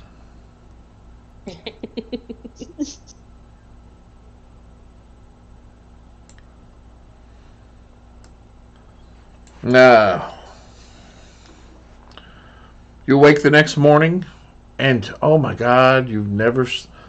Lily, you may have slept in a bed this soft before. Skittish, did you actually sleep in the bed, or did you sleep on the floor? I actually sleep in a bed.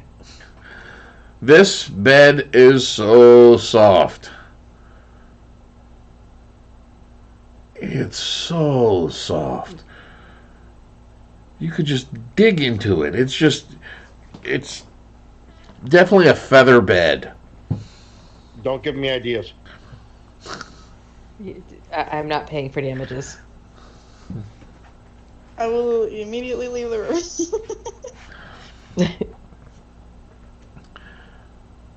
As y'all exit out, Alphonse is out there.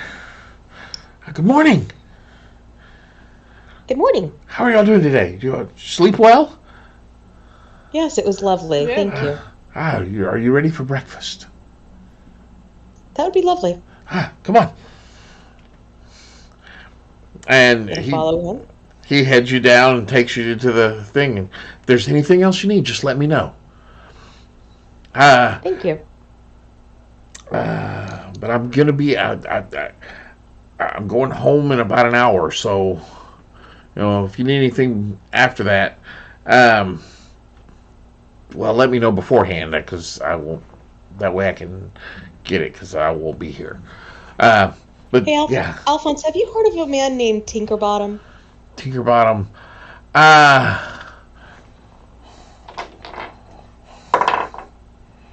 No, Okay. I've never heard of anybody named Tinkerbottom. Quite all right. All right. If you need anything else, I can ask around if you like. That would be lovely if you could. Yeah, I can do that. I can do that after I leave here. That's not a problem. Is there? If I find anything, I'll come back here and let you know. Perfect. That'll be lovely. All right. The commander told us he was a gnome, right? Yes. He's a gnome about yay tall, about almost as tall as I am. He's a little short guy. His name is Tinkerbottom. Okay. Tinkerbottom. No. Got it. Tinkerbottom. Tinkerbottom. All right. Yeah. If I find out anything, I'll let you know. And he goes. Thank you. He goes off, and you see him helping move up some dishes and just doing some general cleaning.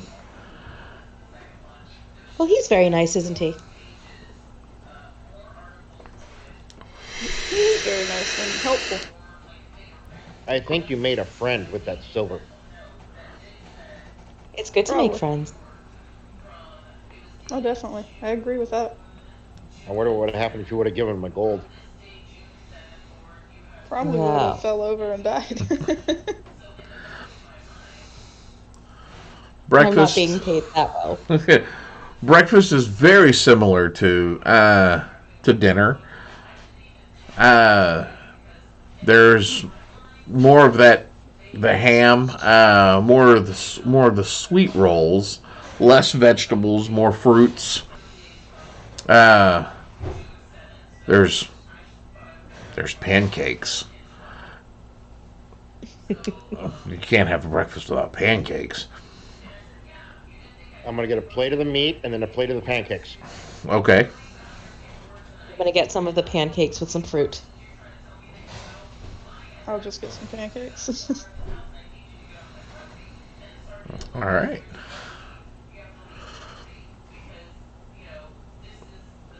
So you eat your meal. Now, what is your plans for the day? Well, do you want to, do you guys need anything while we're in town?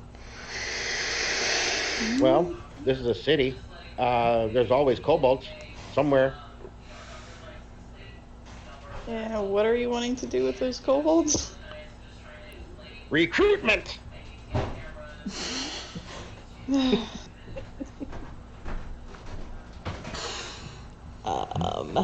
We don't need more kobolds.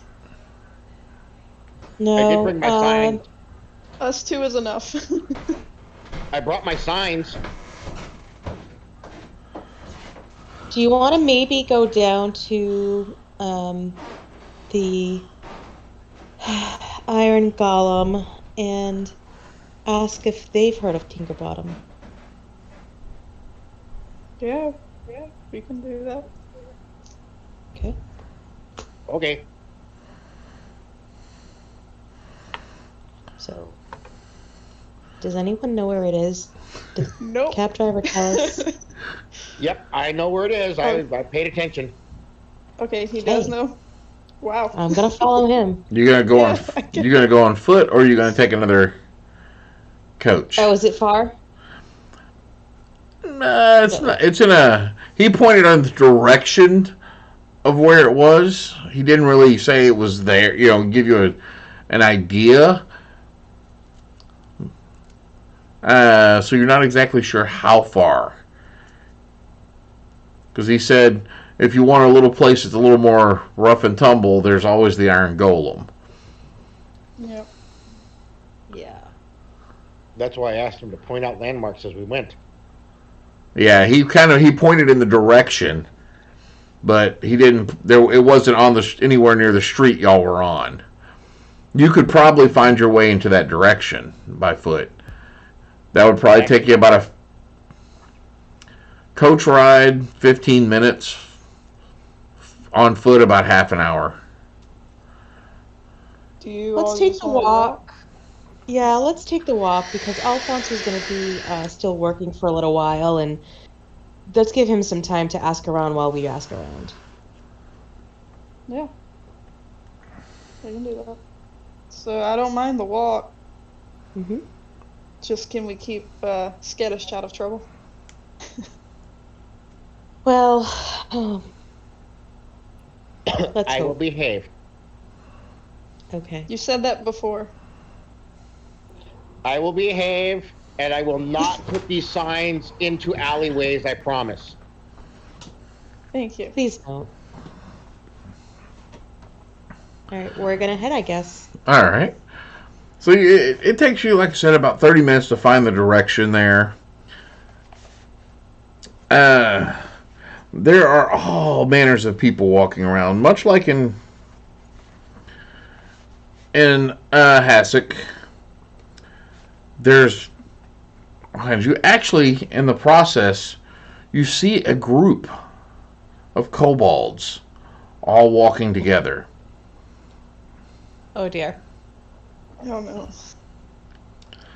They're all. What color are they? What color are they? They're actually various. There's not a single. There's reds and greens and browns. There's just a mix of them. There's probably about 8 of them there, and they are all exquisitely dressed. Your type of kobolds, Ren. Well, Do you think that they would know about Tinkerbottom? we can always check. But I don't know, to be honest. Who would know? Well, I don't think I should be the one to ask them, because you guys told me that they probably wouldn't care for me. Well, these ones look different, so they're I have not the never average seen- kobold. Go ahead. They're not the average kobold just by looking at them. They're kind of like me, it looks like. Okay. So, do you want me to go over to them? I think you should. I approached the kobolds a little nervously. They kind of And, look at you a little strangely. Can I help you? I have a question for you. Okay. Do you know what is his name again, guys? I'm sorry. Tinkerbottom. Tinkerbottom. Okay, I wanted to say something else even though I knew. Do you know a Tinkerbottom? A Tinkerbottom? Yeah, no. A gnome.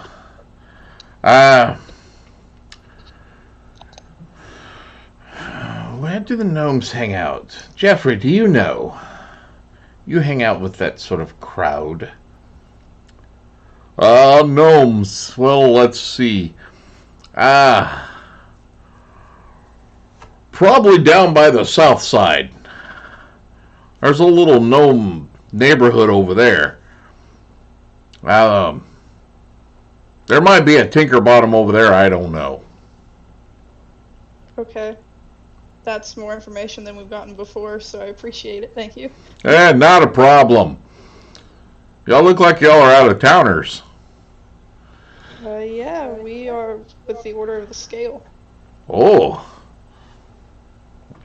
Well, nice to meet you. Nice to meet you too. May I ask what you do? You look a little different than other kobolds I've ran into. Oh, it's not much. We work at the bank. Oh. Alright. Hey, what kind of kobolds do you normally run into? Me. I kind of glance over at Skittish. Feral? Ah.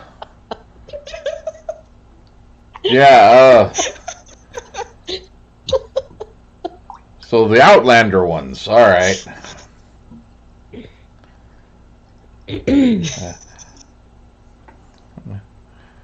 And you hear some snickers, between some of the other ones. Hey guys, calm down now. Not everybody's raised like we were. Well, y'all have a good day. We're just gonna get something to eat before heading back to work. So, have a good day. I'm gonna glare at them a little bit. Okay.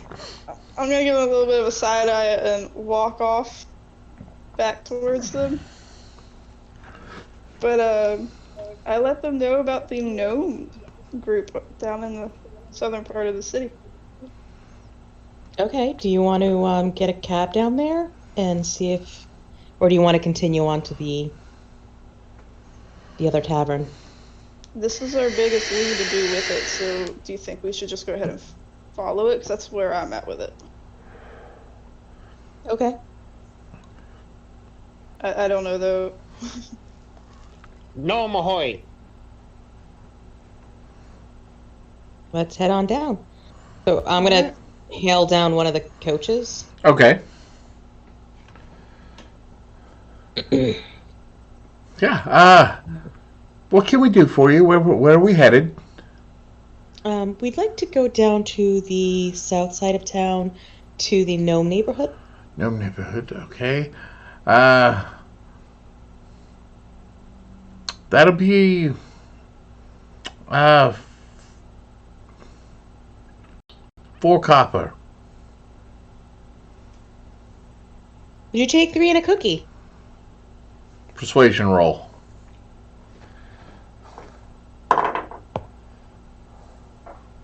Oh, 19.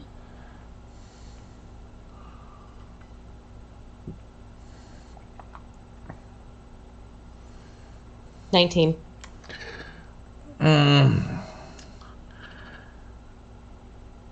What kind of cookie? Actually, I've got a peanut butter chocolate chip and I've got a chocolate chunk. Which would you prefer? Chocolate chunk. Okay, I'm gonna hand him the 3 coppers and the cookie. I rolled like a 4.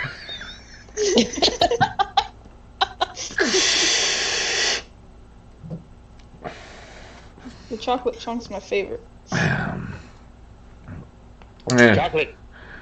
He puts it in his mouth, kind of heads y'all to hop in, and as soon as y'all are in and sat down, he hits the reins, and this creature is kind of like looks like a miniature camel strapped to the front of it, and starts heading towards the gnome town. Okay. Probably about 15 minutes or so goes by, and you notice that as you're traveling, you do notice that the architecture definitely starts to change. You couldn't tell you didn't see it as much last night when y'all were coming in because it was getting dark, but definitely you can see as you're going along the architecture.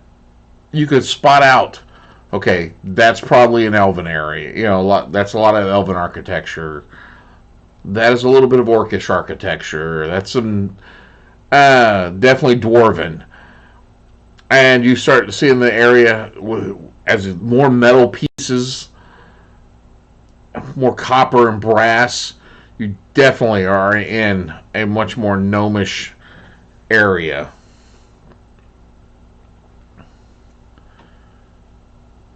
And now you're in Gnome Town. All right. I'm gonna look So- around to see what buildings are there. Yeah, we need to see if there might be a place where a Tinker Bottom would be. There are shops. There's blacksmiths. There's all kinds of shops in the neighborhood. Tinkerbottom reminds me of Pobar. I think we should find like an inventor of some sort. We might also be able to check the blacksmith shop. That might be a good spot to check out first. Yeah, because everyone goes to the blacksmith to get tools. So, I'm gonna head that direction. All right. As you're heading, if you do see this one shop, the sign is hanging on one chain. It is busted. You see bottom, an F, and the word wonders. The sign itself, that's all you see on this broken part of the sign. I'm gonna point up at the sign and say, "Hey, that at least says bottom. We can try." Well, Yeah. what was that guy's name at the architecture that also had a bottom?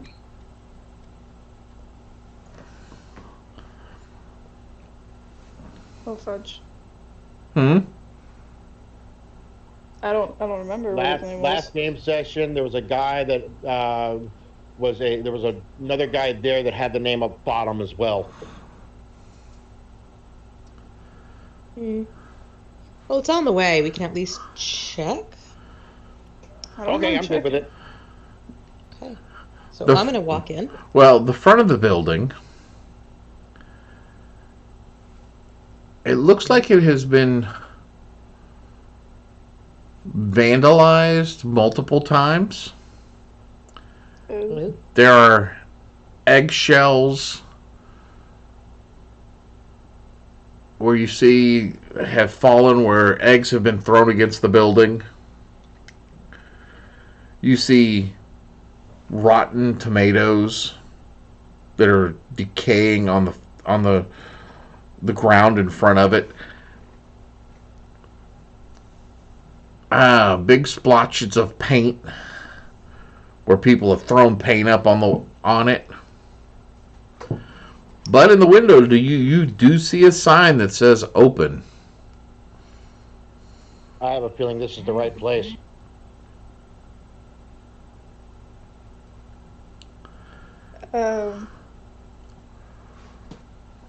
Should we go ahead and go in? This is making me a little nervous, but The door at one point apparently had a large piece of glass in it, which is no longer there and is now replaced with a piece of wood that has Wonder if been they're nailed actually to open. it.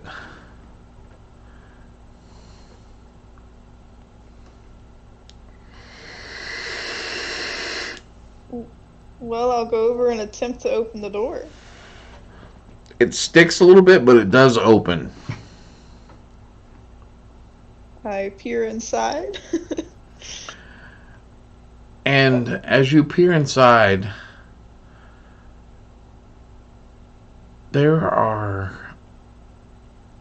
this place is packed with all kinds of odds and ends and trinkets, and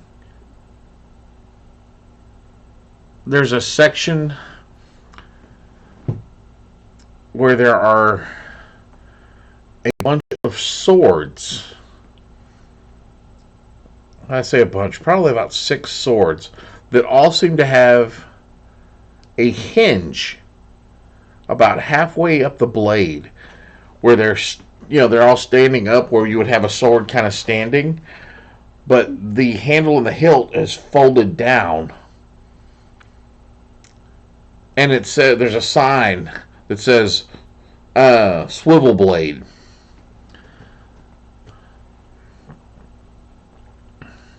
There's a glass case that has 4 masks in it. A red, a blue, a green, and a black. And these masks are all shaped like dragons' faces, like dragons' heads. Oh.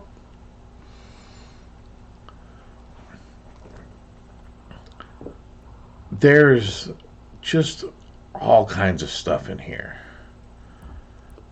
Going on Sketish's past before he actually converted, because remember he was Yep. his own cult. Would he recognize these? Give me a history roll.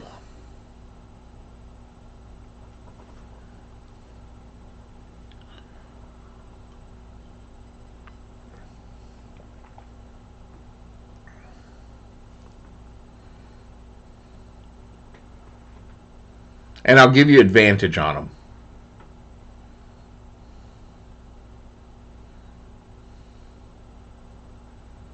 13. 13. Now, give me a perception roll.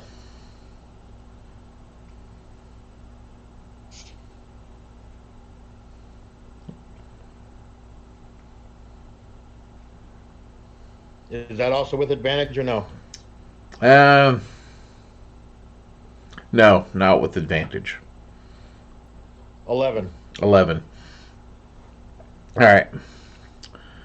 These very much so look like dragon masks of Tiamat, of the cults of the dragons.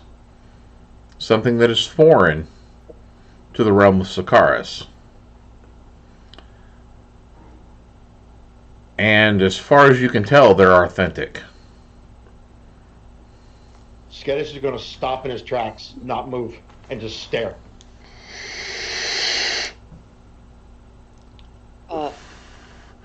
You hear a voice coming from the back.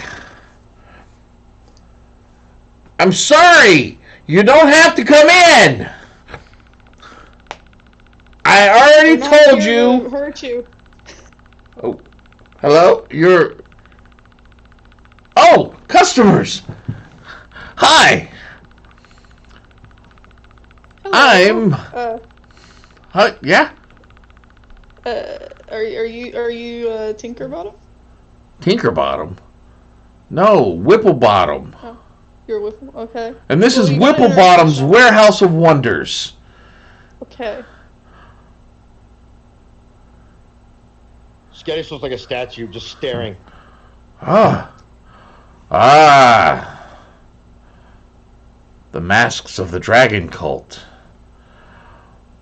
My great-grandfather defeated Tiamat in a realm far from here and collected these masks in the process. They are quite a find. Only 50 gold each.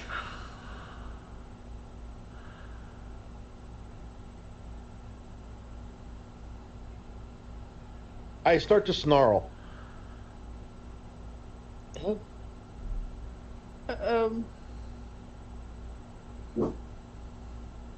Oh, Scat, are you okay. okay? Give me an intimidation roll.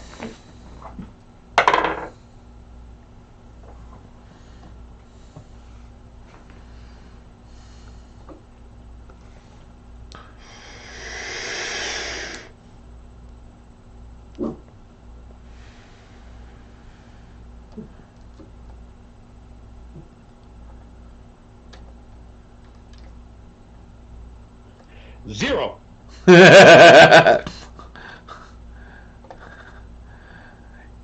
He kind of ignores it. It seems like he's been he doesn't seem affected by your negative presence. Those right there. Ren, remember me telling you about the goddess? Yes. I remember that very well. Those are hers. Are you sure about that? Absolutely. Can I do a check on them at all?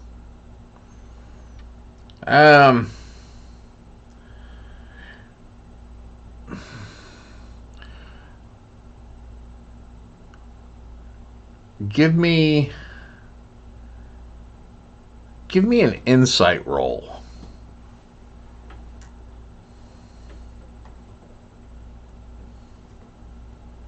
18. You think Mr. Whipplebottom's full of shit. That is definitely a sales pitch of him trying to pass something off as something else. Alright, I go to Skittish and I whisper in his ear, "It's not true. Those aren't hers." You don't have detect magic, do you? No. I think I do. He opens the case up. Would you like to try one? Be very careful. Very powerful ancient magics at work on these. And he pulls the black dragon mask down.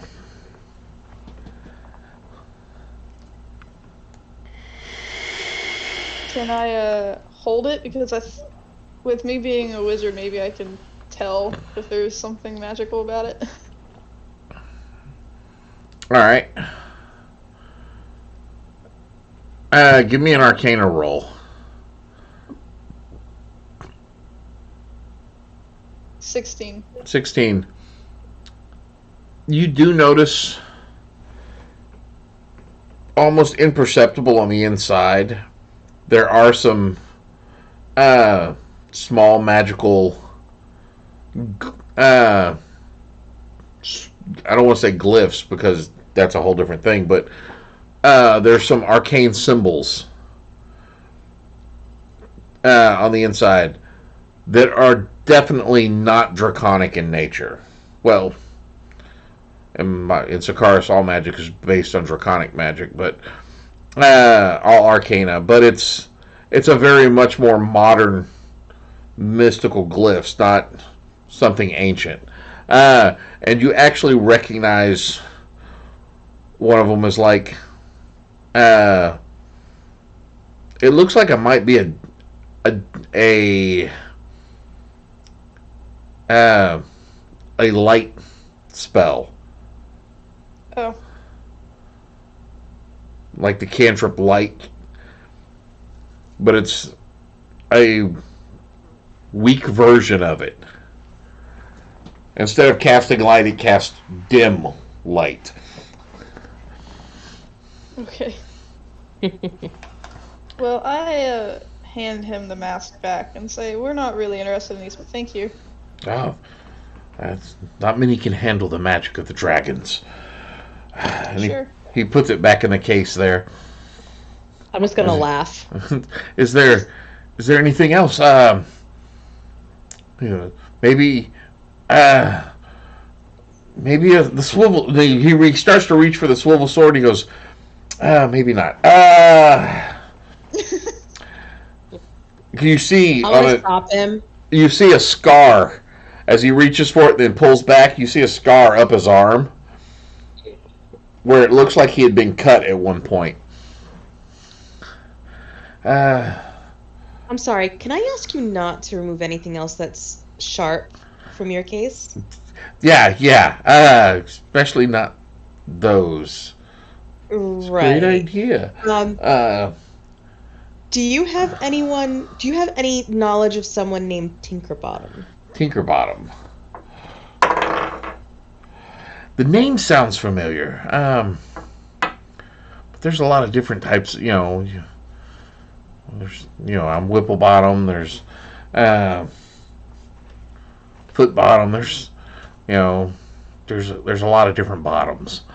I'm blinking at him. Big Bottom, Tinkerbottom. Let me check my records. That name does sound familiar. And he goes back behind the counter and he starts flipping through this book. He goes, Tinkerbottom, bottom. Oh, Tinkerbottom. Oh. Do you have a location for him? No. But he did purchase a bag of the Pacodin.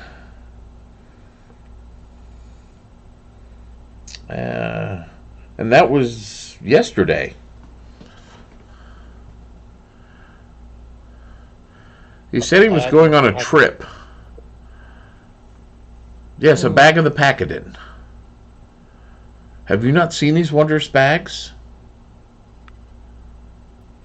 Can't say I have.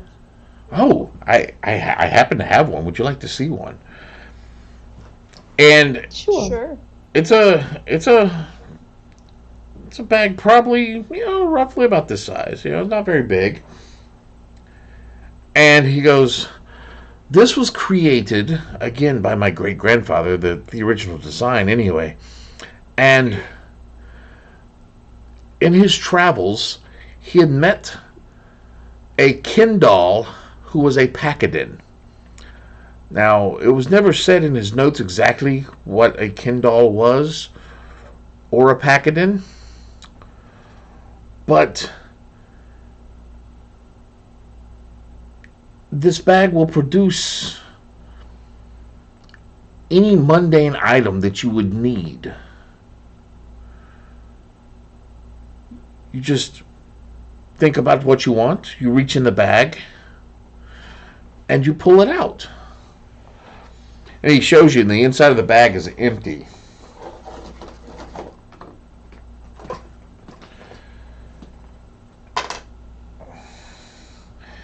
And he reaches in and he pulls out and he goes like rope, and he pulls out a bent fork. I mean, a bent fork. He reaches back in and he goes, rope. And he pulls out a half-eaten sandwich. He eats it real quick. Reaches in. He goes, rope. And he pulls out some rope. See? You just reach in there, and it's a 50-foot of good rope. Anything you want. Mundane item. Whenever you need it, you just think it and reach in the bag.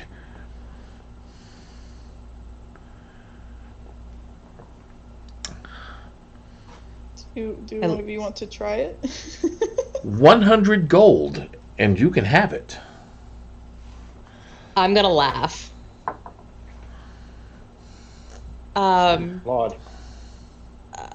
I think that we'll pass on that. All right. I appreciate the offer. You mind? Yeah, we appreciate the offer, but not right now. Okay. Is there anything else I can offer you?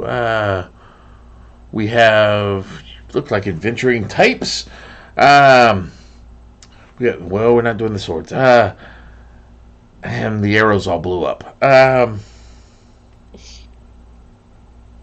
Yeah, if there's... Skettis is easing his way toward the door. Okay. Hey, I think we're gonna go. Okay. We appreciate the information, and we do hope you have a good day. Yes. Okay. Remember, Whipplebottom's Warehouse of Wonders. Warehouse of something. That's... You wonder why you didn't come here sooner. Okay, bye. I'm gonna step out. Okay.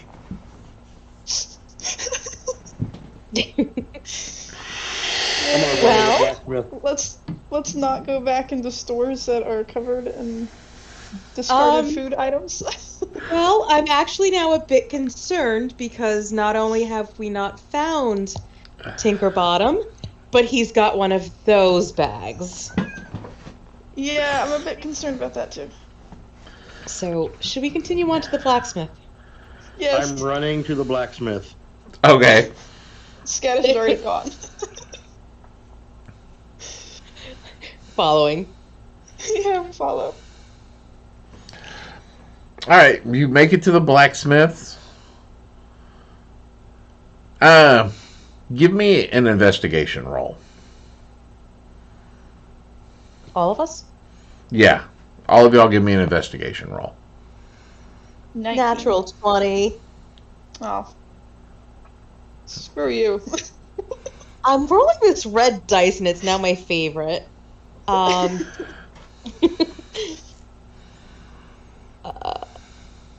Yeah. I'm gonna let her do it because Skittish is still on still stumped on the masks. 21 I'm total. gonna 21. talk to him about that. Mm-hmm. All right. Through talking with several individuals throughout where y'all don't have to go to each individual shops here. You do not find anyone else that has gotten any information on this Tinkerbottom. Okay. So as it starts to get late in the day again, y'all have gotten some different places to eat, and you actually, kind of on the way back to the Forked Rod, you see Alfonso, and once he sees you, he comes running up to you. I think I found him. Come on. Oh, that's great. Yeah. We've got him at the hotel now. I brought him over there. It took a lot of convincing, but I think he was waiting for you guys. Yeah. All right. I'm going to give him a box of cookies and say, you enjoy these. Awesome. And I'm out, guys. You out of cookies? I'm out of cookies. All right. I Darn gave him it. the box. I didn't even get to have one. Alfonso hands you a cookie. Alright. Thank you. Yeah. Come on. And he kind of rushes you back to the inn, and you see a gnome sitting in a little waiting area at the front there near the desk. And he sees Alfonso and he goes, did you find them? And Alfonso, yeah. Here, this is Tinkerbottom. Yes. Tinkerbottom, I'm Leve. Are you members of the Order of the Scale? We are. Yes, Yeah, I was expecting y'all today, but apparently y'all arrived yesterday. Correct. I'm sorry, I got up early this morning and went down to the caravan, and y'all had already arrived, so I was kind of stumped. Luckily, this fine young man found me, asking questions, and here we are. May I ask you a question? Yes. Did you by any chance buy a bag of Pacodin? Yes, I did. It's such a hilarious device. Yeah, I'd suggest you be careful with it. Oh yes, I've spent all last night pulling things out. It was all kinds of things. I figured out that it's got a 1 in 4 chance of actually pulling out what you need, which 25% of the time it's not bad. No, it's unless it pulls, as long as it's not pulling out anything dangerous. Oh no, I think the most dangerous thing I pulled out was a vial of troll snot. Took forever to get the smell out of the clothes. But yeah, it's... If you want soap when you're in town, you should hit up Thorbus' shop. I actually pulled soap out of the bag. It was quite an ingenious device. He really likes this bag. Maybe we should get one. I had a blast with it. And he opens up his backpack and he goes, "Hey, look," and he pulls out a stack of bent forks. Each he's got them. He's got. There's like 20 forks there, and there's 5 of each tine bent. They have 4 tines on them, and he's got 5, and they're all bent in the same direction. This is an amazing device.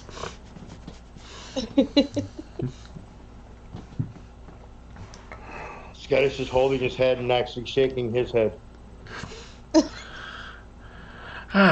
Next time when I come back, I'm gonna have to go in there and see what else he has. No. No, I don't think that's a I don't great idea. recommend it. This bag has brought me much joy. But yes, so tomorrow we are headed back. Correct? We're headed to Hasek. We are. Well, that's the plan. Will you be staying in town here at the inn, or do you have a place? Oh, yes, I have a home here. Excellent. Would you all like to stay in? So Well, yes, come. We'll go to my home. is that okay with you two? Yeah, that's fine with me. Okay. Might be small enough beds I can actually sleep fine. Oh yes, we do have. He looks at Lily Bay. I'm sorry, my couch may accommodate you, but I don't think I have a bed that will. It's quite okay. All right. So yes. Come, and he takes you, and you don't go towards the dome town. You're actually heading into an much more elven area. The architecture is definitely elven. And he leads you back, and he's just talking about the town and some of the history. It's very boring. Or at least the way he's conveying it is boring. And he goes, yes, this is my home. It's been in the family for generations. And it's a 2-story cottage house in the middle of this elven design. Come inside. Lily Bay, you actually have to duck to come into the door. I'm sorry, make yourselves comfortable. I'll put on some tea. And I'll get us some dinner made up. See what I have, and then we can talk. Excellent, Thank thank you. So he goes and makes up some tea and brings out some cheeses, fruit. And basically that's the meal. There's no meats. It's just there's some bread, some cheese, and some fruit. Okay. I'm going to whisper Okay. to Ren. Thank you for making me not dislike dwarves or gnomes anymore. Well, they're usually friendly folks, so you're welcome. And I'm gonna look over to say, well, it's a good thing Botter didn't come with us on this one. Watch him be knocking his head on the ceiling rafters. Yeah. Imagine if Thunderhoof was here. Oh dear. Oh, that's Thunderhoof? We've some very- Oh, yes, that would Yeah, we've some tall friends. definitely not fit in here. So, yes, I'm apparently Maddox would like to speak to me, so you're to escort me? Yep. And what is it that you do? Well, I make things. initial designs, really, and then others take those designs and do it. But so far, I've designed an interesting little box. You stayed last night at the Fort Rod, correct? Yes. Did you design the box that speaks? Yes! Excellent design. Isn't it an amazing? The first one, well, let's just say I need to build a new shed. It was a little more. Major Illusion is not a spell you should put on a box, along with Phantasmal Force. It definitely caused some problems. But, I've refined it, and now I'm just hoping to get the design out there. The ones at the hotel are kind of they're past the prototype stage, but we say beta tested. Yeah. But apparently it's one of the ambassadors had seen one and mentioned it to Maddox, and Maddox is very keen on seeing it himself. And Will you me. be bringing them back? I will be bringing one with us. Excellent. Pay-per-view. We should get one in the barracks. I'm working on one now that has exchangeable crystals, so the stories can be embedded on the specific crystals and removed, so you can change out the stories that are there. It's been a little bit difficult because of the way the components work, but it's kind of in a prototype stage. Might I suggest where you could pause and then continue the story from where you paused it? Oh, that's a nice idea. Dirty stories. Excuse me. Dirty stories. Scat. Please don't mind him. He leans in to. Let me show you my first prototype. Ooh. You would have fun with that one, I tell you. And you won't be seeing him. But yeah, the pause. Stop it and restart it in the center. That would be. That's going to be interesting. Have a coin slot for silver. Wow, it's got the mind of a merchant. I like that. But that's. I just designed the main part, but I could design some sort of thing. I wonder if that got me thinking larger. One day I expect these to replace the theater altogether. No theater. But yes, this is what I'm doing. This is the one I'm taking him is considerably larger. And he shows it to you, and it's probably about a good 1.5 to 2 feet across, whereas the other ones were much smaller. This one is larger, and it has 13 crystals on the back of it. Well, that's got quite a few stories. Yes. And getting the actors to do the voices, trying to convince them that they did not have to project as loudly, and it was quite an ordeal. Actors.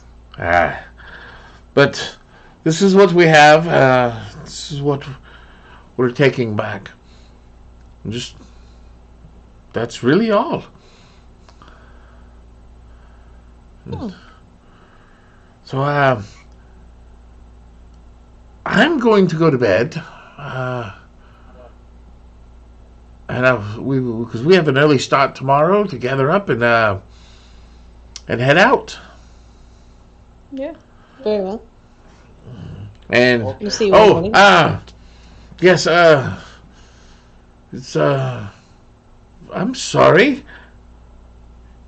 I believe your name was Lilyway, correct? Yes. I don't believe I've gotten y'all's names. I do apologize for this. I am so sorry. It is alright. I am Rin. Rin, and you, sir? I am skittish. Skittish. Okay. Yes. Let me show you a place where you can lay down for the night. I'm sorry, Miss Lilyway. The couch is the closest thing that I have to something your size. It'll be I- just fine. It should be mostly comfortable. Again, I do apologize, It's just fine. but let me show you to the other rooms. And he leads you up a set of stairs, and there's two little small rooms there. You may use these, and I'll be right over here if you need anything. Good night. And he heads off to bed. And maybe 3 minutes after his door closes, you hear loud snoring. Like sleep apnea shake the house snoring.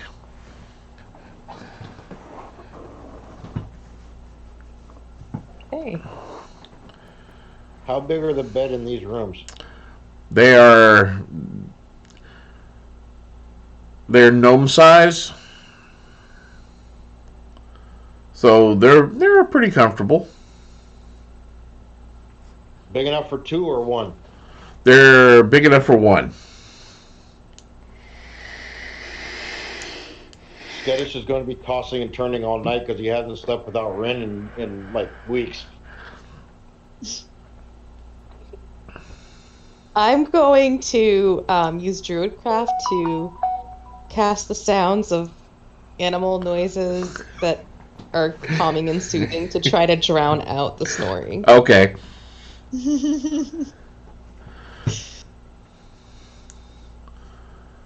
Your night goes by. No problem.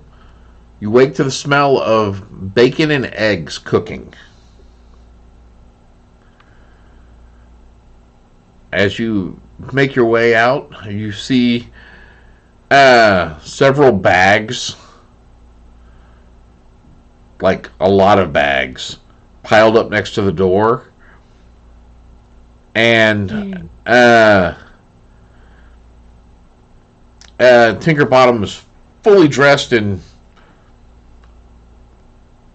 outing gear, pair of pants, leather boots, belt, vest, a big brimmed hat.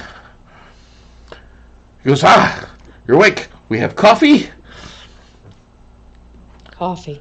and breakfast. And he brings out these plates of bacon and eggs and some sausages on them. Here, eat up, drink. We have a long day ahead of us. I'm going to immediately attack the coffee. I don't mean to be rude, but do you have anything else to drink other than coffee? I have water, and I may With have. water. He goes, hold on a minute. I do have some milk. Milk? Okay. I'll take that then. Yeah. Here you Gotta go. pick a cup of coffee and start sipping at it. Thank you.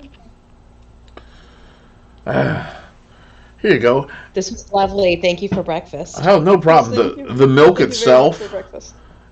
is ice cold, which is odd Okay. because you've never seen a refrigerator before. Yeah. How do you keep your milk cold? I'm gonna cautiously drink it. Black mold. Well, more of an ooze. I have a small amount. They suck heat out of things. I've actually seen this in a wine cellar once. they suck the heat out because heat makes them grow, and they suck the heat out, creating an area of frost. And I got the idea of putting it in an enclosed environment would create this area of cold that I could store things in longer.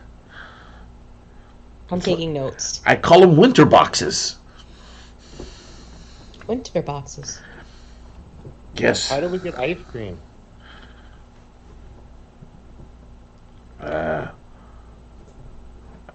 I don't know. I've never iced the cream before. Oh, we Oh, get you'll ice have cream to all the time. stop by. Say that again? You'll have to stop by the order at some time, and I'll make you some. How are you making it? Well, it involves casting and controlling the water to freeze it, and then I have to mix the cream in with Oh, okay. berries, and So you're using it's a bit of a process. you're using magic and such. Correct. Ah, okay. I do know a guy who used was attempting. He was an individual I'd met in Bridgewater some years ago, who was attempting to make a travel bag that kept things cold. And the last I met, he was talking about this, and he was saying he was going to need the breath of a white dragon. I don't know if he ever got that working or not. But oh well. Interesting. It's just another idea. It's more, I'm more hands-on, mechanical type than that. But it's definitely an idea to think about. I do like your idea of the winter box. Yes, I do have a problem with sometimes you've got to be very careful if there's a leak. The mold that grows very quickly can get quite dangerous. Yes. It can be quite deadly. Oh yes, very much so. I have to be careful. That's why I've got to kill it before we leave. That might take you a moment. I've got it all set up automatic. Very well. And he gets out he pulls out some freeze dried fruits. He goes, yep, all of these are really got some. It's very tasty. And would you like one? It's a little piece of dried fruit that's been freeze dried, and he's like, yeah, there we go. And then you see him walk around the back of it, and he pulls this lever, and there's dead silence. He goes, I think that's done it. Oh yes, it's already starting to warm up a little bit in there. Okay, we can leave now. I believe the coach is waiting. And he goes, all right, come on.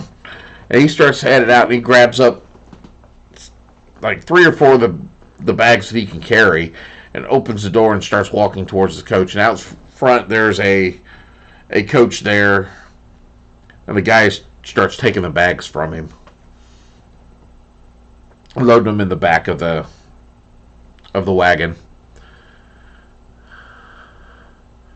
All right, you all coming? Absolutely. I'm gonna grab whatever bags he couldn't carry and carry those over for him. All right. It doesn't take long to y'all get all of that loaded up. He seems excited. A little too excited.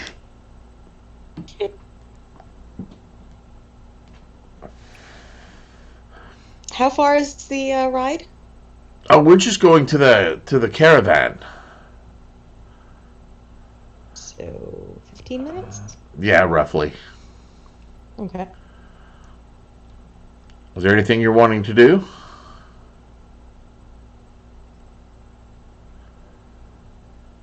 Not No. me. I'm No? good. I'm taking notes on the box for the group. On the what?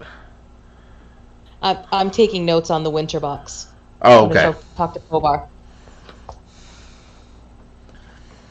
Okay.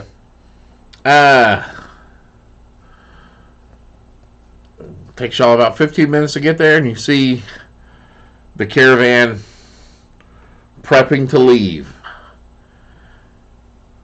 As you pull up, you see Fanny Pincher, which I had to use the name because you put it in there.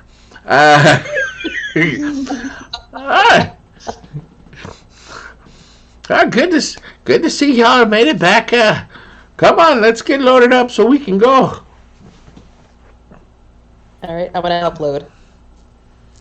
All right, yeah, they start loading the things out, and you also see Professor Oswald. I forgot his name already. Orson? Orson. Orson, Professor Orson, has got a wagon, and there are 4 guys with him in the wagon. They're making sure everything's tied down and logged up. And that's where we're going to end this for tonight. Okay. Thank you. Because it's already 11 o'clock and I know I have to get up early. 4 a.m.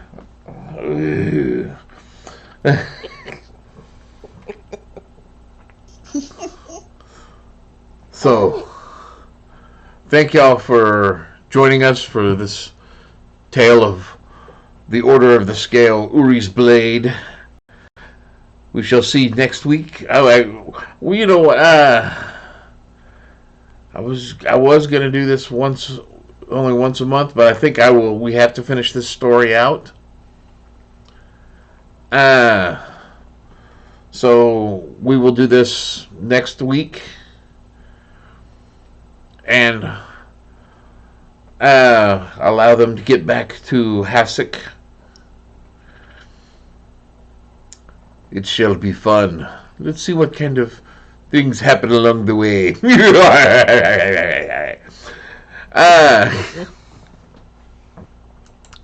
And again, thank y'all all for watching. Again, if you like these, come check us out. Come to our Discord. Look at the role play that has gone on with the Order of the Scale. And the link at the bottom there, please, if you can help out with that, we'd really appreciate it. We're trying to raise up enough to help them out with some bills. And then, of course, I think it's over here is the schedule of what we do on here on Twitch. Yeah, it's all right here. Monday nights we have the live Q&A where it's just we're on here and just I'm answering questions and just talking with everybody that's on here. Tuesday nights we have the Black Door, our group of assassins, and they finally reached the building that their target's in. Wednesday nights you need to go over to the Twitch channel called the Chaotic Rollers, where there's another group on here on Twitch and on TikTok. A great group of players, which I am a member. I actually go play over in their game, which is a lot of fun. I'm not doing anything on Thursday night, except for the last Thursday of the month where I run our approved player game. To get in on the approved player game, you'll have to go to our Patreon account, join up on there, and you become an approved player. Now, the NPCs two of the NPCs that y'all have met tonight the names were actually suggested by two members of our Patreon. You get to create members. You get to create people within the world of Sakaris. And then on Friday nights, we run the Order of the Scale game, which is usually a one-shot, first come, first serve game. But every now and then, we have to take a group of them and run them through a little bit longer session. Thus, Uri's Blade. I think that's all I've got. And oh yes, this coming up Monday, noon Eastern on Nerdarchy Live, I will be sitting down for a 1-hour discussion with Nerdarchist Dave. It's going to be a lot of fun. I'm scared. But that's all I've got, guys. Thank you so much. And as always, go forth and roll some dice. Good night.